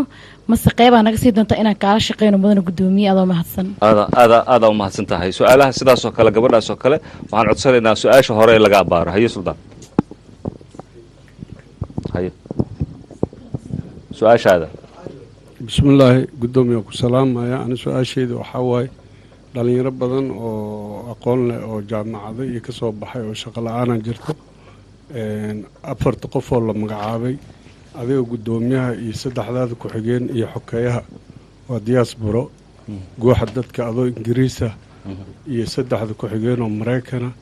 markaa dadka qorax joog iyo qurbo joog oo qaylinaya ani naftay kula hadlayo diaasbara ahay diaasbara ahaan kuwa ma riixayay walow adiga ugu waaya aragsantoo dowladda xasan sheekh 2 sano agaasimaha madaxweynihii hore Soomaaliya xasan sheekh madaxweynihii hore adeed agaasimaha ee dhalinyaradan mustaqbalka ee jaamacadaha dhameeyay shaqo la'aanta markaan ka reebno xoogaaga bajaajka wata maxaa u reebteen u hambayseen oo dhalinyarada shaqa ma loo hayaa shaqo ahaa aad u mahadsantahay Suldaan Bashiir haye بسم الله الرحمن الرحيم waxaan rabaa talana inaan ka hormarsado hal su'aalna waxaan rabaa inaan horta iraahdo gudoomiyaha waa u hambalyeeynaa dhammaan ummadda Soomaaliyeed hadaan nahay nin dhalinyaro ah oo aqoon-yahan ah oo haddana khibrad u leh xogta ummadda Soomaaliya wax badan koog waxaan rabaa arrinta caasimadda madaxweynaha ka bilow prime ministerka ilaa gudoomiyaha luqad cusub iyo ku soo kordhiya saaxada oo ah waxaan nahay adeegayaal taasna waxay cadaynaysaa in xafiisyada shacabka ay shaqo ka heleen rabaana in u shaqeeyaan shacabka marka laga yani waa ugu hambalyeynaa waxaan rabaa inaan ugu hambaliya inay tahay language cusub oo aan hore u baran aan ku faraxsannahay runtii weli waxay ku soo dareen markay dadku u yimaadaan kuraasta madaxda ma fariistaan dadkay dhex galaan waa taas baa ku soo dareen runtii language cusub oo aad aan ugu baahanahay inay madaxda dalka Soomaaliya ay ogaato inay yihiin adeegayaal waxaan rabaa intaas inaan ugu horreeyo caasimadda Soomaaliya waxaan isleeyahay gudoomiyaha kaliya inuusan qaadi karin sababtuna waxay tahay ma dhicin dowladihii hadda soo maray dalka in awoodda ay isugu geyso caasimadda dalka oo ah Soomaalida waxay dhahdaan mas madaxa laga dilaa waxa Soomaaliya loo haystaa waxa weeyaan caasimadda in ay sakicin marka waxaan isleeyahay madaxweynaha iyo prime ministerka iyo gudoomiyahaba inay isugu tagaan in ay badbaadiyaan caasimadda Soomaaliya haddii caasimadda Soomaaliya ay badbaado Soomaalida way kacaysaa waa dhab weeyaan laanaha waa hogaankii waa madaxii dalka Soomaaliya marka waxaan isleeyahay gudoomiyaha kaliya inuusan muqdisho wax qaban karin ay awood isugu geyso dowladdu sidii caasimadda ay u badbaadi lahayd waxa gacanta kula jiraana ay tahay cadow Soomaaliyeed oo aysan ahayn oo kali ah shabaab aysan ahayn oo kali ah laakiin ay tahay dowladda shisheeye inay caasimadana hadday kacdo macnaheedu Soomaaliya waa kacdo su'aashaada marka su'aasheedu waxay tahay gudoomiye maadaama aad adeega tahay gobolkan muqdisho shacabka Soomaaliyeedna ay ka quusteen dowladihii soo maray inay u adeegaan baahida marka bulshada la yiraahdo waxay u baahan tahay isbitaaladii inay helaan waxay u baahan yihiin inay helaan maxaan ku raraa iskuuladii helaan waxay u baahan yihiin jidadka inay helaan waxay u baahan yihiin in majaarihi qashka qaadaya sida aad tiraahdo magaalada markuu roob da'o biyihii way buuxsamaan caasimadda marka maxay tahay qorshaha ah maadaama ummadda Soomaaliyeed waxa taabanaya ay tahay hal iskuul oo hadda aan isleenahay dowladihii dhisay yani dowlad waxay dhisay dowladdaas 5 iskuul ay dhisay maxay 5 hospitaal ay dhisay intaas oo jiday dhiseen yani taas waa mid waxaan isleeyahay su'aashii ahayd uu cawil soo jeediyo oo magaaladu way xirantay jid kasta hadda jidka shaqaalaha jidka ugu dambeeyo la dhiso la furo ahaa madaxweynihii hore Xasan Sheekh Maxamuud uu furay hadana waa xiran yahay jidka ku xiga waa fi Liberia isgoyska marsoonima ganjeel ka dhistay jidkii hore u socon lahaa wuu dhisan yahay nima ganjeel ku xiray yani waxaan ka wadaa ama jidad ganjeel lagu xiraha ama dhagxana lagu haray in caasimadda Muqdisho dhibaatada ugu weyn oo haysata inay tahay xiritaanka jidadkeedii xiran waa mahadsantahay maxaa ka qorshaysan ayo fursad ninkan haye su'aashaada su'aashaada qof u dul qaadano oo su'aasha nagu dheereeya Sheekh Bashiir u dambeeya isaguna wadaadnimadan ku tixgelina ayo su'aashaada waxaan rabaa duwala insha Allah aniga waxa kamid ah barooyinka jaamacadaha wax ka dhiga gaar ahaan jaamacadda Jamhuuriyadda su'aasha qaba waxay tahay mudan gudoomiye cadaaladdu waxay ka bilaabataa gudaha shaqaalaha gobolka ka shaqeeya magaca Cabdullaahi Axmed Cabdi shaqaalaha gobolka ka shaqeeya waxa shaqaale badan baa ka shaqeeya qaar kamid ah waa shaqaale jaamiciyiin oo mutacallimiin ah maamuladii ka horeeyay waxay ku soo fashilmeen tixgelinta shaqaalahaasi jaamiciyiinta mutacalimiinta sida ay dowladda dhexe u tixgeliso shaqaalaha jaamiciyiinta mutacalimiinta ugu tixgeliso heerarka jaamacadeed ay haystaan gareedka aan ula jeedaa maamuladii ka horeey oo kusoo fashilmeen maamulka cusub aad guddoomiyaha ka tahay maxaa kaaga qorshaysan shaqaalahaasi jaamiciyiinta mutacalimiinta ah oo maamuladii hore ay bahadileen su-aasha labaad aan qabo waxay tahay mudane guddoomiye dad badan bulshada xaggeeda marka la fiiriyo dad badan oo dhibaataysana magaalada ku nool anigu waxaan ahay qof public health specialist ah so dadka noocaas oo magaalada ku nool oo caafimaad darada qaba waxay kala leeyihiin wax la yidhahda biotism dad baa waxay ku jiraan xaalad hadda ay ku sugan yihiin life treating condition dadka noocaasi dad baa u istaagay dhalinyaro ah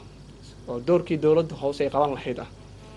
maxaa idinkaga qorshaysan dadka baahida gaarka caafimaad qaba oo aan awoodin iska bixinta qarashada adeega caafimaad kuwaasoo ku jira xaalad adag oo noloshooda halis ay ku jirto last question aan kusoo gabagabeynayo waxay tahay waaxda caafimaadka ee gobolka banaadir guddoomisaa ka dhawaajisay waxaa jirta wax la yihahda sanitationka waxaa jirta wax la yihahda bulaacada waxaa jirta waaxda caafimaadka I don't know managementiga noocaas waaxda caafimaad sanitationku waa unit ka mid anagu markaan bahda caafimaadkaan nahay sanitationku waa unit ka mid ah health departmentiga bulaacadu waa laagdaad oo kale west managementigu laagdaad oo kale marka ma moodaa xoogaa in maamul xumo oo dhanka maamulka xaggiisa aynu jiro aada mahadsan tahay su-aalaha waa badan yihiin guddoomiyahan siinayaa si su-aalaha uga jawaaba kadibna gadaal dambe aan u gudbi doonaa ninkaa odagaa microfonka siisii guddoomiyahana fursaddaana siinaynaa su-aalihiisa uga jawaaba kaa dambe ninkaa dambe haye aada u mahadsanta waa ku siin doonaa waa idiin soo socdaa haye dhammaan waa mahadsantahay su-aalaha ay weydiiseen waxaan rabaa inaan u mahadnaqo injineer cabdisalaan waad mahadsan tahay bugga aad siisay hadiyadda aadan kaaga mahadnaqayaa arrimaha maalgashiga insha allahu tacaala qobarada adoo kalena waa ka faa'iidi doonaa waa kula fariisan doonaa insha allah si aan uga faa'iidaysano khibradaada iyo aqoontaada iyo wax badan oo aad nagu soo kordhinaysa taas waa kaaga mahadnaqaya arrinta uu suldaanka asaga i weydiiyey sidoo kale gobolka banaadir taariikhdiisa qof walba soomaaliya wuu ogyahay laakiin haddana waxaan wada ognahay inay tahay caasimadii dalka ee ah runtii ummadda soomaaliyeed meel astaan u ah meel kasta ay joogaan anigu waxaan dhahaa mar kasta aan imsanahay kelmadda ah muqdishaawiga muqdishaawi waxaa ah dadkii ciisho milixa ah aan soo wada kornay iyo qof kastoo ciisho milixa ah aan soo wada korteen qofkaasaan muqdishaawiya haddii midab loo yeelayo raalli kama noqonayo marka kelmadda muqdishaawiga aniga ku taaganahay qofka muqdishaawigana qof kastuu noqon karaa oo soomaaliyeed wax maanacaya ma laha wax diidayana ma laha anigana wax iga diidaya shaksiyan ma jiro inaan ku dhawaaqo si kalsooni leh muqdishaawi waa ii muqdishaawi aniga midda kale ayadoo ay waajib tahay in mar kastoo la tixgeliyo lana dhowro dadka deegaanka xaqoodana la ilaaliyo haddana waxaa muhiim ah xisaabteena ina mar kasta ku jirta waxaan joognaa caasimadii dalka caasimadda ummadda soomaaliyeedna maqaamkeeda iyo xuquuqdeeda iyo qof kasta muwaadinka soomaaliyeed meel kasta uu joogo soomaali kasta ha ahaada meeshuu doon ha ku dhasho ay astaan u tahay ayaduna waxay u baahan tahay ilaalin marka labadu waa isku ilaalin doonaa waa u mahadnaqayaa nabadoon axmed diiriye aad baa u mahadsan tahay arrimaha amniga in sha allahu tacala sida dadaan ka hadalnay waa aadaan diiradda u saari doona anagoo kasoo bilaaban dhisidda kalsoonida shacabka arrinta musuq maasuqa waa runta haddaataan ka hadlay musuq maasuqa laba qaybood qaybta ugu muhiimsan ee kow ah waa inaan systems u helnaa waa runta canshuuraha dadka waa laga qaadaa ayadoo xanuun badan oo dhib badana laga qaadaa haddana waa runta inay jiraan tacadiyo fara badan oo ah meesha loogu talagalay inay gaarto annagu waxaa naga go-an qof kastoo canshuur dhiiba in lagu celiyo oo macnaheeda adeega u baahnaa inuu helo aan ku dadaalo hadday noqon lahayd adeegyada asaasiga caafimaadka waxbarashada iyo wixii la halmaa gurmadka deg dega oo kale tusaale ahaan ayaa ka mid ah maadaama marka musuq maasuq aan hadaad systems aan u samayn doonaa qaybaha kale ee dadka canshuurta looga qaado maadaama hadda annaga maamul cusub aan nahay qorshaha ayay noogu jirtaa inaan u helno systems looga kaaftooma muwaadinkan asagana in aan la dhibin dadka wax ka qaadana aysan wax isdabamaryo xataa niyaddooda kusoo dhicin oon la helo nidaam saxa oo ummadda ay wada taqaano oo uu qofka lacagta geyn karo caddaynna ku heli karo dowladdana ay ogaan karto qofka u adeegana oo roolkiisii hore ee la yaqaano la soo celin kara ee kormeerid ah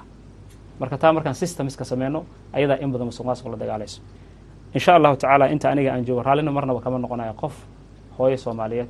oo waxa ay ku keentay aan ognahay canshuur laga qaaday inay meel cidla ku baxdo marnaba ma ogolaan doono aniga wayna iga go-an tahay aniga iyo tiimkayga iyo dhammaanteenna inaan ku dadaalno la dagaalanka musuq maasuqa annaga agteenna wax dulqaada uma hayno musuq maasuqa walaashay waa mahadsan tahay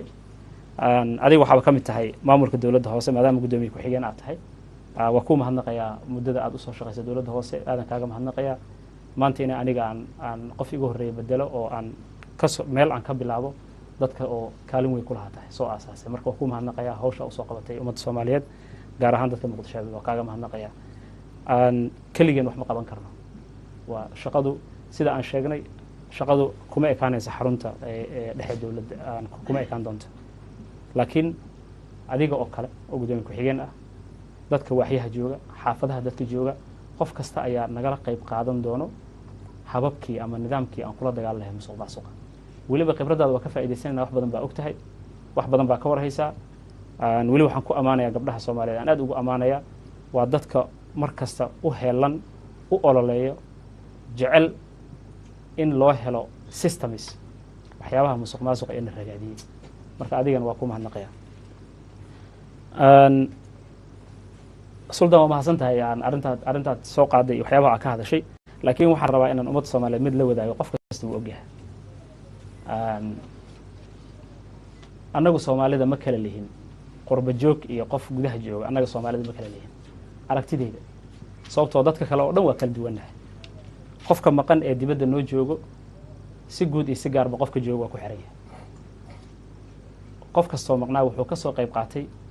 kaalinta qoysaska u joogay dalka gudihiisa meel kasta ay joogaan waxaa dhacday aniga waa soo joogay qurbaha waxaa dhacday qof aanan nasan aan seexan aan runtii helin waxa naftiisa u heli lahaa aanan haysan qofka jaalkiisa ee ku nool qurbaha nolosha uu ku nool yahay oo awoodi karo fasiilaadka noloshiisa ee quruxda badan isagoo awoodi kara haddana kuma noolo qof qurbaha jooga wuxuu ka hormariyaa walaalkii saaxiibkii waalidkii ee soomaaliya joogay u baahan waxaa dhacda in sidii qof qaxay ama meel cidlo ah jooga inuu hal waqti wax cuno ayaa dhacda xaqiiqatan oo xaqiiqan ka hadlayna waa wax dhaca runtii waxaa laga yaabaa marka dadka inta jooga marka uu u yimaado inay gawaariyo wataan aeroboorka ayay ka soo qaadaan casumaan nolosha ay ku noolyihin noloshiisa 100% ay ka fiican tahay haddana ma dhaho waxaan maa ku nooshihin anigana saas ma dhaho marka uu laabtana meeshii ka bilaaba barafkii ku kalahaa dhibtii ku kalahaa isagoo arkay xaalad dadka inta ku jira ay ku sugan yihiin waxaa suurta gashay runtii oo aan rabaa inaan dadka Soomaaliyeed oo dhan la wadaago inteena badan ee maanta fursadda u helay in wax soo barano mahad waa ka gaadho waxa iska lahaa dadka qurbaha ku nool haddaysan kaalinta ka qayb qaadan lahayn qoys ahaan iyo saaxiib ahaan haddaysan ka qayb qaadan lahayn horumar badan lama gaarin macnaheedu marka anigu waxaan aaminsanahay Soomaalidu way ka duwan tahay dadka kale marka ay baxaan isaga isku tashta kaligii buu noqdaa laakiin Soomaaliga qofka halka jooga gabdhaha haba sii noqdaan ayaga reerka halkan jooga Ilaahay ka sokow badbaadiyay kaalin ka qaatay oo kaalin weyn ku yeeshay midaas haddana marka midaas waxaan sii raacinayaa aniguna maamulka cusub ay yimid gabdhaana ugu jira marka maadaama gabdhaha ay ka mid yihiin kaalintoodii ay soo qaateen maanta inay wax qabtaan waxaan aaminsanahay in ay wax badan kusoo kordhinayaan maamulka gobolka Banaadir arinta Sheekh Bashiir Sheekh Bashiir haddaan u gudbo waa mahadsantahay Sheekh Bashiir aad baan kugu mahadnaqayaa arinta ku saabsan samata bixinta caasimadda iyo qorshaha nooga aadan ee dhow anigu qorshaheena waa qorshe fudud wax badan oo yani dhib badan oo culays ma aha waa inaan ka shaqeynaa adeega asaasiga ee ah inaan mar dhow gaarno haddii itaalkeena uu ku ekaado xitaa in la helo dugsi hoose dhexe oo wiil walba ama gabar walba ay subaxi aado wax ka soo barato haddii aan degmadii mid ka helno waa qorshaha anaga noo yaallo oo lacag la-aan uu ku aado wax ku soo barto soona laabto ee hooyada Soomaaliyeed hesho wiilkeeda ama gabadheeda inay iskuulkaas aado wax ka soo barto ay soo laabato. Arrinta sidoo kale arrinta ayadana caafimaadka ah waa ayadana ahmiyadda kooda noogu jirtaa, waa asaas yani adeega asaasiga ee markasta loo baahan yahay. ayaduna insha allah inaan xoojino wax hadda aan haysano isbitaalada ku yaala degmooyinka, inaan taa xoojino ku dadaalno, haddii itaalkeena uu noo gaarsiiyana aan kasii badino, oo ah inaan xaqiijino in la helaa. annagu ma aha ballanqaad aan la samayn karin, badanaa qorshaheena kuma jira in la heli karo adeega isbitaalka ee wareega ama waxyaabaha loo yaqaano mobile clinic, adeega isbitaalka ee wareega ee awoodi kara maanta hooyada wiilka yar ee ka xanuunsan ama gabadha ka xanuunsan inuu ka cabiro temperatureka, inuu daawada u baahna la siiyo, oo gabar nurses ama wiil nurses ay adeega isbitaalka wareega la socdaan. in sidoo kale la heli karo qofka waayeelka ee maanta xanuunsan, haddii ay sokorta noqon lahayd, haddii dhiigga noqon lahayd, kaalmadii uu ugu tegi lahaa meelaha, in waa wax sahlan oo runtii la abuuri karo. waa adeeg caafimaad ee wareega ee intaa hubin karo. waxay ku jirtaa qorshaheena dhow insha allahu tacaala. taaya marka waxay ka mid tahay, waxay tusaysaa annaga adeegayaal waxaan ku nahay inaan adeega asaasiga ka shaqeyno. arrinta cadaaladda haddaas waa ka hadalnay, oo runtii walaalkay cabdulaahi maxamed cabdi ee mutacalimiinta ka mid ah, waa mahadsan tahay maxamed, adaa u mahadsan tahay. arrinta oo dadka jaamiciyiinta ayaan rabaa inaan si diiradda u saaro, si gooniya uga hadlo. waa mahadsan tahay. annagu un hadda sida noo qorshaysan, aniguna dadka igu yaqaanaan oo recordkayga ama waxyaabihii aan soo qabtay markii aan madaxtooyada ka shaqaynayay, qofka jaamiciga waxaa laga yaabaa mushaar oo aqoontiisa aan ahayn inuu helo. qofka iska caadiga ahaa ee waxaa laga yaabaa iska caadi inuu ka mushaar badnaa. waxaa xaqiiqo ahayd hooyo Soomaaliyeed oo xilliyada ugu dhibka badnaa madaxtooyada kasoo shaqaynaysay inay bishii lacag aan ku filnayn qaadato ama aan la siinba ama aysan tirsanayn. waxaan ku faraxsanahay inaan noqday qofkii ugu horreeyey ee madaxtooyada marka uu tagay hay-addii ugu horreysay ee diiwaan gelisay shaqaalaha madaxtooyada oo noqday shaqaalaha rayidka ama civil servants wax loo yaqaan, taasoo suurtagelisay qof walba in lagu siiyo heerkiisa waxbarasho, ayadoo guddi la sameeyey, guddi shaqaalaha madaxtooyada ah iyo guddi la shaqeeyo shaqaalaha madax bannaan ee ayagana guddi soo diray oo la shaqaynaya. waxay xaqiijiyeen marka qofka jaamiciga inuu scalekiisa ama wax loogu talagalay mushaarka ku qaato, qofka kale oo ku xigay sida lasoo sii xigay, oo aan xaqiijinay qofka ugu hooseeya mushaarkiisa in la helo. maadaama haddana aan gobolka banaadir imaaday, insha allahu tacaala annagu dib u habeyn iyo qaabeen ayaan hadda ku jirnaa, annagoo xaqiijinayna dadka kasoo shaqeeya oo dhan una mahadnaqaaya si kastaba ay kale yihiin. waxaan ka faa'iidaysanaynaa fursadooda, waxaan ka faa'iidaysanaynaa khibradooda, waxaana ku dadaalaynaa sida dadku ay aqoonta u kala leeyihiin inaan xaqiijino, ayadoo nidaamka saxda loo maraayo oo hufnaani ay jirto, in la xaqiijiyo si qof walba inuu helo waxa uu xaqa u lahaa. waana qorshaha noogu jira. arrinta oo caafimaadka ee dadka baahiyaha gaarka qabaya, arrinta guud keliya caafimaadka maaha, laakiin waxaan dadaal naga ugu jirnaa inaan caddayno, hubinno mas-uuliyadda ama waajibaadka naga saaran ka gobolka banaadir ahaan iyo dowladda dhexe. hadday noqon lahayd wasaaradda caafimaadka, dhinaca waxbarashada hadday noqon wasaaradda waxbarashada, hadday biyaha koronto noqon lahayd wasaaradda qusayso iyo wixii la mid ah, inaan marka xaqiijino annagu mas-uuliyadda annaga nooga aadan ee yani ka gobol ahaan waxaan ka qaban karno iyo midda wasaaradda caafimaadka inaan wada shaqayn ka sameyno, oo la xaqiijiyo in maadaama wasaaradda caafimaadka dalkii oo dhan mas-uuliyaddeeda ay saaran tahay, laakiin xuquuqdii gobolka banaadir ay lahayd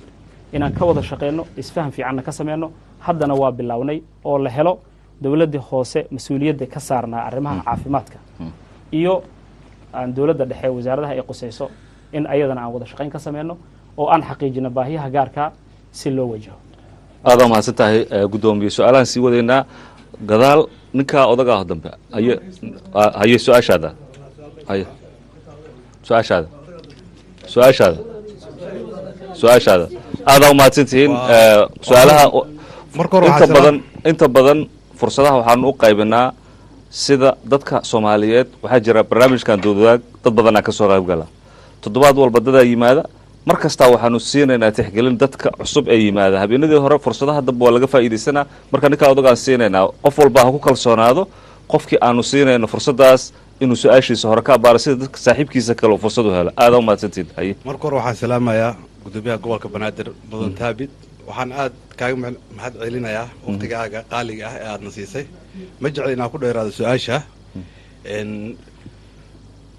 wadanka axmed loole sinis oo dhacay dagaalkii sokeeye ka dambe waddanka waa burburay adeega bulshadaas gaar ahaan biyaha waxaa caawa ka hadlayna xuquuqda biyaha xuquuqda ay leeyihiin shacabka muqdisho maxaa qorshaha ugu tala gashay 300 oo ceel oo magaalada biyo siiyaan oo aan lahayn system iyo nidaam maxaa qorshaha ay ka damacsan dawladdaas aada u mahadsan tahay sidaa u fududaysa sidaasoo dadka ninkaa odaga hadaba abaabul haye asalaamu calaykum waraxmatullaahi wabarakaatu guddoomiyaha iyo kasoo qaybgalayaasha waa salaamaa marka aniga su-aal weyn ma qabo wax kasta waa la su-aalay guddoomiyahana waa cusub yahoo maxaad qabata lamale maxaad qaban doontaa noo furan waxaan rabaa marka inaan weydiiyo shiraa jiro caalamiya gobolladoo dhanna waa laga socdaa guddoomiyaha caawa ma noo sheegi karayaa inuu shirkaas ingiriiska ka qaybgalayo soo gobolka banaadir matalayo laakiin qodobada caawa aanu ka hadlayno kuma jiro laakiin adaa caadi u weydiisay anaa caadi u weydiisay aadaa u mahadsan tahay haye ninkaa dhalinyaradaah dambe ninkaa dhalinyarada haye waa idinku siin doonaa ninkaa dhalinyaradaah dambe haye haye su-aashaada adigoo aada u mahadsan intoo microfonka samaysanaya guddoomiye su-aasha ku saabsan arrinta london waa tahay waa mahadsan tahay shirka london insha allah qofaa noo mateli doono waa watalaadna weelada gobolka banaadir uuna ka qayb galaya waa mahadsan tahay bismillahi rahmaani rahiim alxamdulilah ugu horeyn guddoomiyaha waa salaamaya sidoo kale cawilna waa salaamaya guddoomiyaha waxaan doonaya inaan weydiiyo soomaalidu waxay tidhaha geed markaad harsanayso looma beero markaad beerayso looma beero adigoo harso guddoomiyaha waxaan doonayaa su-aal shaksiyana inaan weydiiyo maadaama aan shanta qodob miyay ku jirtaa ha waa ku jirtaa guddoomiye maadaama ku cusub tahay gobolka banaadir shacabka banaadirna ay u arkaan guddoomiyaha kolba lasoo magacaabo iftiin u soo baxa maxay tahay waxaad nooga tegi doonto aan kuga xasuusan doono mustaqbalka dhow insha allah aad iyo aad aad umahadsan tahay su-aasha cumar haye magacaaga muxuu ahaa cumar haye su-aaluhu su-aasha gabdhaha tixgelin la leeyihiin aadaad umahadsan tahay cumar waa lagu sii doonaa haye bismillaahi raxmaan raxiim cawil iyo guddoomiyaha taabid waan salaamayaa guddoomiye waxaan ku weydiin lahaa maadaama markii uu jooga tarsan magaalada waxay ahayd nabad oo dad baa u dhabar adeegay wax dhiba ma jirin waxaan soco jirnay 6 saac 8 saac waqtigaan rabno maantana 1 saac habeenimo ama 2 saac ama 3 saacaan hooyanaa maxaa laga damacsan yahay guddoomiyaashii hore ama taariikhdii hore in la xuso maadaama ay maanta buush yihiin aniga dood wadaagaygu waa kaas aadaad umahadsan tahay cumar su-aashaada aada umahadsan tahay qof kasta aragtidiisa asaga iska leh lagu tixgeliyo waa mahadsan tahay cumar su-aashaada gabadha waa kugu soo noqon doonaa cumar haye haye cumar haye su-aashaada bismi illaahi raxmaan raxiim guddoomiyaha gobolka banaadir ahna duqa magaalada wariye cabil iyo dhammaan wariyayaasha universal waxaan ku salaamaa salaanta islaamka magacayga waxaa la lahaa cumar shariif jeeg waxaan rabaa horta in aan hal shay horta aan macnaha isweydiino annaga hadda markii dood wadaag la sameynaayo ama galmudug ha noqdo ama jubbaland ama puntland maba imaanaba sababtoo ah waxba oo fikir ma ka dhiiban karin goboladaas aqoon uma lihin laakiin caasimadayaan ku dhalanay gobolkii banaadir magaciyaan nahay waxa waa ciladane annaga dad islaamaan nahay waxaa loo baahan yahay cilada meesha ee ka jirto in la taabto waddankan 1991 burburka markuu ka dhacay degmo kasta qabiilaa qabsaday qabiilkii la xoojiyey tuuto loo geliyay dowladda laga dhigay waxaa loo baahan yahay marka in taas mudnaanta koowaad la siiyo sababtoo ah hadda waxaan tusaale kaaga tusaa wariye cawilna markhaatiyu ka ahaa wasiirkii arrimaha gudaha ee hore odowaa aan waxaan dhahnay townkii magaalada caasimadda ahayd ee xamarweyne shangaani tooshaa lagu wataa isbaarooyin badanaan yaal meel laysku gudbaayo ma laha warkaas markaan dhahay 3 maalin kadib isbaarooyinka lasii zaa'ideeyey bis waa lasii badiyey isbaarooyinkiyaa sii bateen sidii waay marka waxaan u baahannahay waa hal arin waxaan u jeedno yaan iska dhegatirin waddankan burbur xoog lahaa aa ka dhacay waxaa loo baahan yahay guddoomiyaha ee degmadaas joogo horta waa in uu dhex galaa bulshada mush in uu xafiiska iska fadhiisto oo warbixinada loo soo gudbiye keliya uu qaato waxaa kaloo oo aan dhihi lahaa oo amnigan lagu toosin karaa waa hal shay annagoo quluubta isku furno dad islaamaan nahay ilaahay ka baqanno haddii kii wax dulmaayana dhaho musuqmaasuqaa jiro kii la dulmaayana dhaho musuqmaasuqaa jiro ilaahay been uma sheegi karni waxaan aan dhihi lahaa guddoomiyaha gobolka banaadir cilladda waa u jeednaa sababto hadda waxaan tusaale yar kaaga soo qabanaa xukuumaddii maxamed siyaad bare uwax kacaana ahayn meherjaanaadaa jiray is-hogaamin oo waxaa jira degmooyinka ee in dowladda dhan la fasaxo ee dadka xaafadda dhallinyarada hogaaminayan amniga inay ilaaliyaan hadda waxaasoo dhan ma jiraan dowladdii imaado wasiirkiyaa bulbuluf ku socdaa shacabka suu bannaanka iskugu dhigaa ninkii xildhibaanka ahaayaa dhuudhuumana hoteelada degan sidee barka rabtiin inay shacabka kalsooniha u yeeshaan waa inay dowladda soo dhex galaan shacabka sidaasaana horumar lagu gaari karaa aadaa umahadsantaha cumar gabadhii markii hore microfonka la qaada adigoo aada umahadsan su-aashaada cawil waxaa ku dhihi lahaa cadaalad intaa ka bilaabato microfonka sida loo kala horeeya dadkaa loo kala siiyo haye aadaa umahadsantaha haye magaceyga waxaa waaye xamdi cali muuse waxaan ka mid ahay dhalinyarada wax ku barata dalka muqdisho waxaan ka baxay jaamacad siimad waxaana ka mid ahay dhalinyarada wadanka shaqa la-aanta ku haysa waxaan ku hadlayaa dhalinyaro ujeega inaa dhalinyaro aha ka muuqato su-aasha aa weydiinaya waxay tahay guddoomiyaha gobolka banaadir mudane taabit maxaa shaqooyin ah dhalinyarada ugu talagashay maadaama ay dhalinyarada ay yihiin 75% dhalinyaradana haddii shaqa la-aan aysan camal lahayn waxaa bilaabanaya calishaan dhalinyarada inay bilaabaan inay koox ku biiraan calishaan inay xagjir noqdaan iyo waxyaabo fara badan marka maxaa inay tahriibaan oo kale hadda maalmahan waxaa social media ka bilaabatay tahriibaha maanta waa hogaamiyaha beritoole kelmadaasaad social media aad iyo aad umahadsantahay waxay tahay guddoomiye isla xisaabtan ma ogashahay haddaa ogashahay isla xisaabtanna dadkoo dhan hadda inta fadhiyaan waxyaaba badan ay ku weydiinayeen intaasoo dhan waxaa aaminsanaha in la wada qaban karin maxaa sax ah ugu talagashay beri markaa xilka ka degaysid inaad qabato oo lagu weydiin doonaa aadaa umahadsan tahay su-aalaha dhalinyaradu aad bay u badnaayeen guddoomiye haye waa mahadsantihiin dhammaan aad u mahadsantihiin waa mahadsantahay khadar wuxuu yidhi maxaan kugu xasuusan doonaa wax badan way jiraan kolley nin dhalinyaro duqa magaalada la dhahaya horta kusoo marida taas waa iska kaftan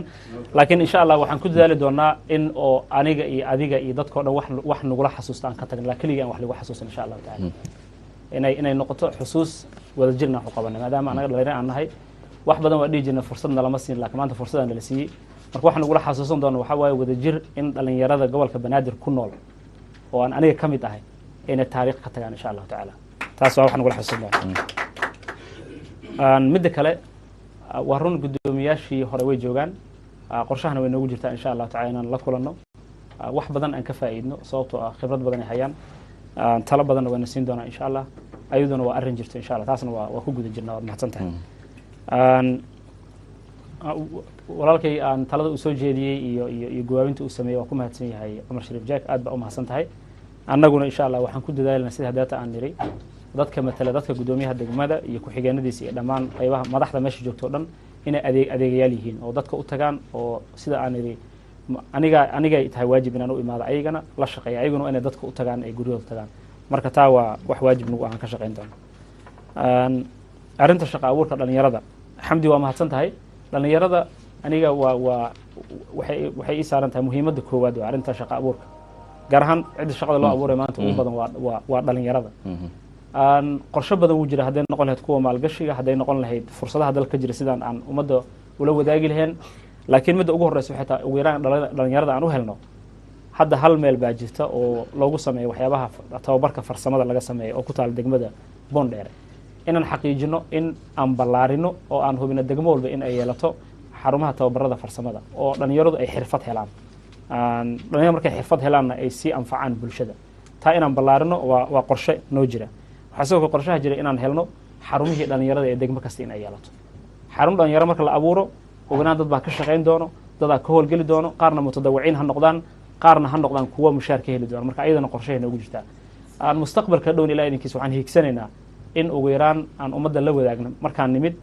iyo muddo marka aan joogno percentageka ama meesha aan ka gaarna shaqo abuurka gaar ahaan dhalinyarada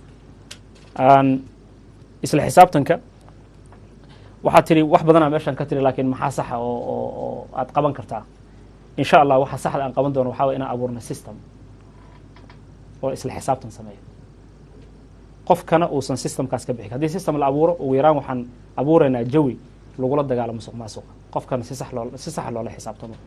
isla xisaabtanku keliya maaha lacag qofka in lagula xisaabtamo xitaa waa xilka uu hayo ee siduu uga soo baxayo anigoo nafteeda ka bilaabaya isla xisaabtankayga waxa uu yahay maadaama aan isu tilmaamay adeegay waa inaan midabkeeda lahaada marka midabkeeda haddii aan lahaan waayo xamdiga ugu horeysa waa la xisaabtan doontaa insha allah waa mahadsantihi aad iyo aad u mahadsan yahay waxaa jooga brofesoro jaamacadaha ka yimid oo dad badan oo soomaaliya aragtidooda raba inay ka wakiil noqdaan waxaan ku horinayaa brofesorkan oo isaguna taladiisa aan dhegeysanayno barnaamijkan ku martiqaadno waa idin sii doonaa dhalinyarada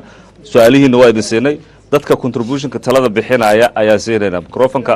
aadaa umahadsanti waa ku siin doonaa hadduu ilaahay profesorkaasi hadduu ilaahay jaamacadaha aan ka martiqaadno ugu talagalnay inay dadka soomaaliyeed ka faa'iidaystaan si taladooda ay u noqoto mid wax tari karta su-aalaha dhalinyarada waa badan yihiin waana isku dhadhow yihiin aye ninkaa odaga haye haye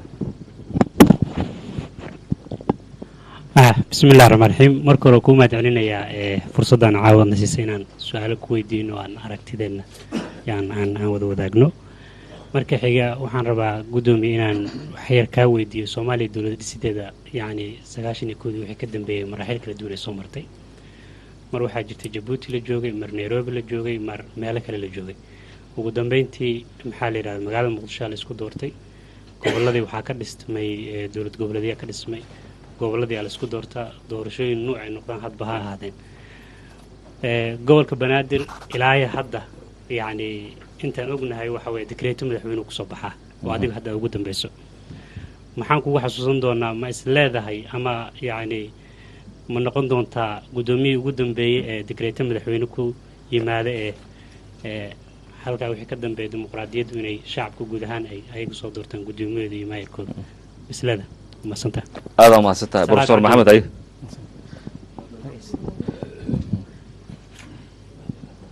haye بسم الله الرحمن الرحيم magaca بروفيسور محمد حسن دوب ururada bulshada rayidka macalin jaamacadaha muqdisho wax ka dhiga waa u mahad celinayaa guddoomiyaha taabit runtii markuu xilka la wadeegay muddo yar kadib roobaa yimiday alxamdulilah roobkaa yimiday anigoo isbacadaan ahaa waddadan dheeraan maraa roob markuu yimaado biyaa jidka fadhi jaray subaxaas waxaan soo maraa idoo ka tarabiilla ku jiraan meelihii biyuhu aali jireenna booyado ay biyaha ka qaadayaan waxaan kaloon wacay guddoomiye degmo markaas wuxuu ugu yidhi xalay ma aanan jiifan uu guddoomiyahana soo waco wuxuu yidhi guddoomiyahan degmadiisa ka waayo yaa weyle marka maba la jiifanba habeenkaas lababa jiifanaan isleeyahay runtii waa vision cusub oo leadershipka gobolka aan isleenahay waa horumari karaa waa uga mahad celinaynaa intaa kadib waxyaabaha muqdisho actually anoon ka baxayn ii sheeg maxaan ku yidhaahdaa toobiga shanta qodob waxyaabaha khatarta waxaa ka mid ah dowlad waxay leedahay laba aragti aragti ayadoon imaan dadku ay ka baqaan iyo aragti physicaloo marka qofka la arka shaqada u socda laga baqo magaalada muqdisho suuqyo badanaa ka abuurmay xaafado badan baa dhismay demographic change fara badanaa dhacay 26 sano waxaa nasiib darraha guryo toddoba dabaqa inay ku yaalaan magaalada muqdisho mugdina ay yihiin oo markaad xaafadaas marayso aad shidanayso mobileka dowladda hoose miyaysa kari karin gurigan 6 dabaqa ee businesska u furan ee markay ugu yaraato 10 kun oo doolar bisha ka soo gasho in la yiraahdo oday marshabiyeedigana sameey gurigana nalay dowladda kacanka siday dhihi jirtay sidaasaa la dhihi jiray simply way og yihiin haddii la arko ay soo dansan oo yani waxaa la gaari lahaa in bakaara hadda waad aragteen waxaa laga baxaa 12 saac suuq bacad waa aragteen waxaa laga baxaa 12 saac lagama baxeen haddii magaalada inta dowladda hoose ay timaado lala wadeega marshabiyeedada la sameeyo waxaad arkaysaa marshabiyeedidu waa jajaban yihiin marka laga reebo laamiyada hadda la sameeyey oo cusub marka laga reebo waxaan guddoomiyaha gobolka ka codsanaynaa in uu sameeyo bilicda haddiiba laga hadlaayo bilicdu waxay ku jirtaa kow in marka ugu horeysaba war magaalada amnigu nalku iftiinku amnigu qayb ka qaadanayo horta in iftiinkii la siraado shirkadaha waxaa la dhihi karaa police and police baalayaasha shida bas baariska shida hadda solaraaba yimidba oo siimbale shirkadihii maba loo baahnaba halkaas waxaan isleeyahay security-ga waxbaa laga qaban karaa midda kale 26 sano waxaan ku jirnay security-gu waa laba nooc midna waa public security midna waa elite security annaga public security ma aragno elite security aan aragno wasiir staff daba ordaayo bullet proof ku jiro xildhibaan bullet proof ku jiro staff daba ordaayo يعني جنرال sidoo kale aan aragno war annaga public security aan isku aaminaan rabnaa ciidan aaminaan rabnaa waxaan rabnaa inaan access u yeelano inaan saacadaha rabna aan soconno waxaan rabnaa access inaan u yeelano 4 saac inaan suuqyada ka adeegano waana la samayn karaa يعني simple haddaad garowga tagtay garow baa noogu sokaysa suuqyadoodu 6 saac iyo 7 saac ay furan yihiin way furan yihiin marka guddoomiyaha gobolka fursado badan ayaa yaala meesha oo adeegii bulshada ah oo u baahan in la qabto second waxaa kaloo iyaduna aad muhiim ah oo aan wada ognahay intii dowladdii kacanka la soo shaqeysa odayaasha kulliba ragayna safka ku jiraay asxaabtii kacanka la soo shaqeysanay waxyaabaha cajiibta waxaa kamid ah oo federal government-gana aan ku arkay gobolkana aan ku arkay source of revenue-ga ama ilahii dakhliga gobolka dad private ha la siiyey guddoomiyuhu diyaar ma u yahay inuu ka soo celiyo second su-aashaas waa aye second isaa nooga mas-uulaho dee dowladda dhexaad soo magacaawd dowladda federaalkaa soo magacaawd dowladda federaalkaa ilahii dhaqaalo oo revenue ka soo geli lahaa dakhligu ka soo geli lahay private ha la wareegay welina waa sidoodii bal hadda tiisa competencada oo uu leeyahay oo regionalka ah hanaga xaliyo ha la soo celiyo aada umaasantaha professor maxamed xasan labada professor oo jaamacadaha macallimiinta ka ah ayaan su-aalahooda iyo talooyinkooda ku siinaynaa haya guddoomiye waa salaad cabdi aada umahadsan tahay waa kaaga mahadnaqaya su-aasha ay weydiisay ee ku saabsanayd arrimaha democratizationka ama doorashada waa kaaga mahadnaqayaa annagu waxa uu yahay horta marka hore inaan ka shaqeynaa dadkii u adeegi lahaa inay u dhawaadaan oo ay ka warhayaan oo ay ogaadaan doorasho aniga waxaan doorashadu ka aaminsanahay sideedaba doorasho waxay timaadaa qofka markuu arko dadkuu dooran lahaa waxaan aad ugu mashquulsannahay dadkii qofkuu dooran lahaa inuu arko anigoo xarunta gobolka iska fadhiya hadday noqoto guddoomiye degmada iska fadhiya qofka uusan waxba arkin taasi doorasho maaha laakiin doorashadu waxay noqotaa dadka u adeegaya inay u tagaan la shaqeeyaan qofkana uu yidhaahda alla ilaahay dadkan waa noo joogaanaysa u kala dooranaa taas horta waa inaan asaaska abuurnaa waa kalsoonida shacabka aan sheegaya waa sax way mudan yihiin dadka gobolka banaadir ku nool ee muqdishaawiga ah meel kasta jira ha joogaan haddii raba iyo kuwa ku noolba way mudan yihiin dadka matalaya inay soo doortaan taasna waa waajibna saaran annaga ka mid ah qorshaheena laakiin dadka ay soo dooranayaan waxaa ka horeysa inaan xaqiijino dadku sababaha dadka ay ku soo dooran lahaayeen ee adeegidda ah horta inay arkaan markaas kadib ayaan u gudbi karnaa arrimaha doorashada laakiin qorshaheena ugu jirtaa in qofka matali lahaa uu isaga soo doorto insha allahu tacala waana ku dadaali doonaa taa arrimaha hortajaaca u weydiiyey sidoo kale ee ku saabsan arrimo badan oo dhowru ka hadlay hadday bilicda noqon lahayd wax ka qabashada xaafadaha guryaha hadda dhisan iyo wax kastoo la sameyn lahaa waxaan umalahay daatii hadalkayga inta badan waxaa ku jirtay in marka ugu horeysa aan suurta gelino dadkii dadka u adeegi lahaa inay horta xaafadaha soo arkaan mugdiga aad sheegtay laga yaabo ad inaa aragtay laakiin qofka inuusan arkin qofka meesha madaxda ka ah xafiiskiisa inuu ku jira iftiinka arkaayo air conditionkiisa ku jira baabuurkiisa koraayo gurigiisa aadaayo magaalada aadaayo hotel degan ama uusan deganin degmada annagu waxaa naga go-an oo aan aniga ku jira inaan xaqiijino qof walba oo dadka u adeega xaafadda uu jooga inuu ka warhayo markaasuu qofku wuxuu arkaya inay mugdi tahay inay iftiin tahay inay nadaafadeeda liidato inay bilicdeeda sii xumaanayso qofkaas ayaa laga rabaa tusaalena waa sameyno waxaan nidhi degmada waxyaabaha aan ka rabno nadaafadda iyo bilicda iyo dhammaan aan ka rabno degmo walba degmada ka horeysa waa sheegi doonaa waxayna tusaale u noqon doontaa 17 degmo oo dhan oo aan leenahay degmo kasta waxaan ka rabnaa degmo hebel marka miday noqon lahayd ugu horumarnayd ayada laga rabaa laakiin waa sax way jiraan ayadoo inaan ka shaqeyno waxyaabo kale la saaran ee waajibaad hadday noqon lahayd shirkadaha korontooyinka ee gaarka loo leeyahay la fariisigo ganacsatada maalinlood waan la fariisto waa la hadlay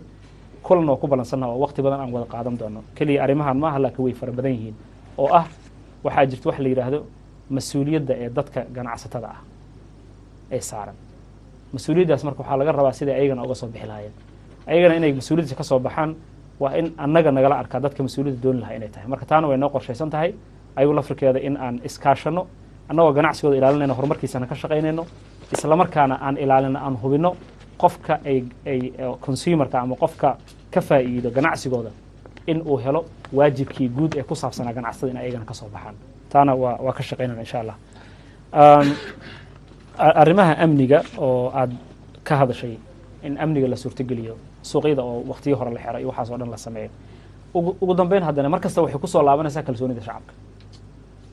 kulamaa kalsoonida shacabka aan ku dadaalno oo dadka u adeegaya ay meel kasta tagaan waxaa soo baxaysa dadka inay ka baxaan mugdiga lagu jira mugdiga muuqda waa nalalka iyo burburka iyo waxyaabahaasaa mugdiga muuqda ah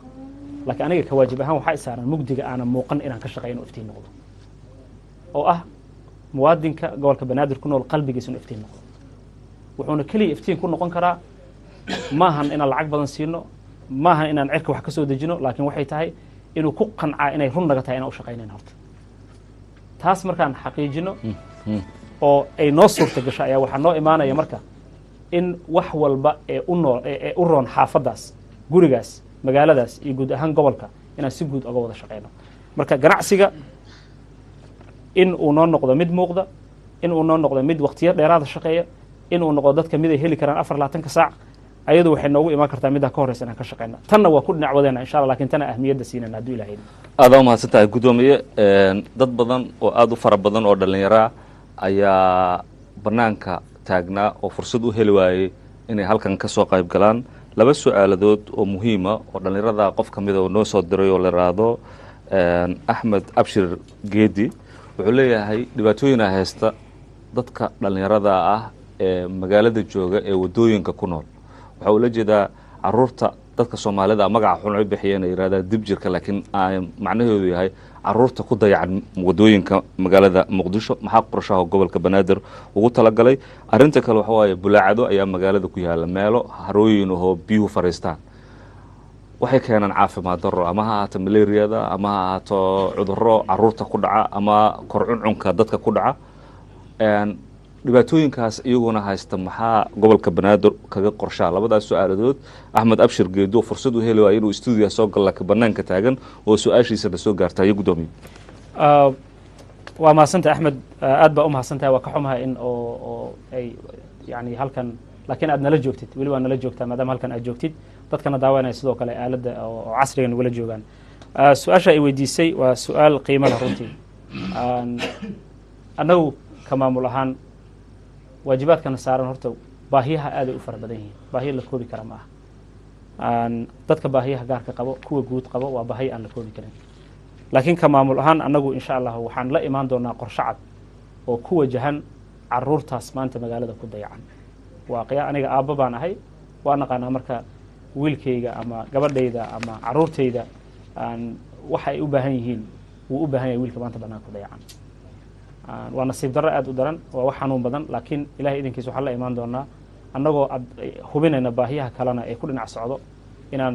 la xaqiijino tanna inay la jaan qaado inaan u helno fursado oo dadkaa looga warqabi kara annagoo mas-uuliyadda qaybinayno runtii mas-uuliyadda keliyan iskuma koobi karna waxaan la kaashan doonaa guddoomiyaasha degmooyinka waxaan la kaashan doonaa dadka ganacsatada degmooyinka gaar ahaan u degan waxaan ogaan doonaa dadka meelaha ku kala nool iyo xaafadaha ay ku kala nool yihiin inaan midba baahidiis sidaas aan u kala xalino si ay u hagaagto waxqabadkeenna si ay u hagaagto waayo annaga ka maamul guud ahaan haddaan dhahna meel kasta waa qabanaynaa wax awooddeena itaalkeenna gaarsiin kara maaha laakiin waxaan hubinaynaa degmo walba oo ay dhibaatada caruurta ka jirta inaan qorshe kala imaano sida loolala tacaali lahaa ama wax looga qaban lahaa arrinta ku saabsan bulaacadaha iyo waraha hadda ka samaysta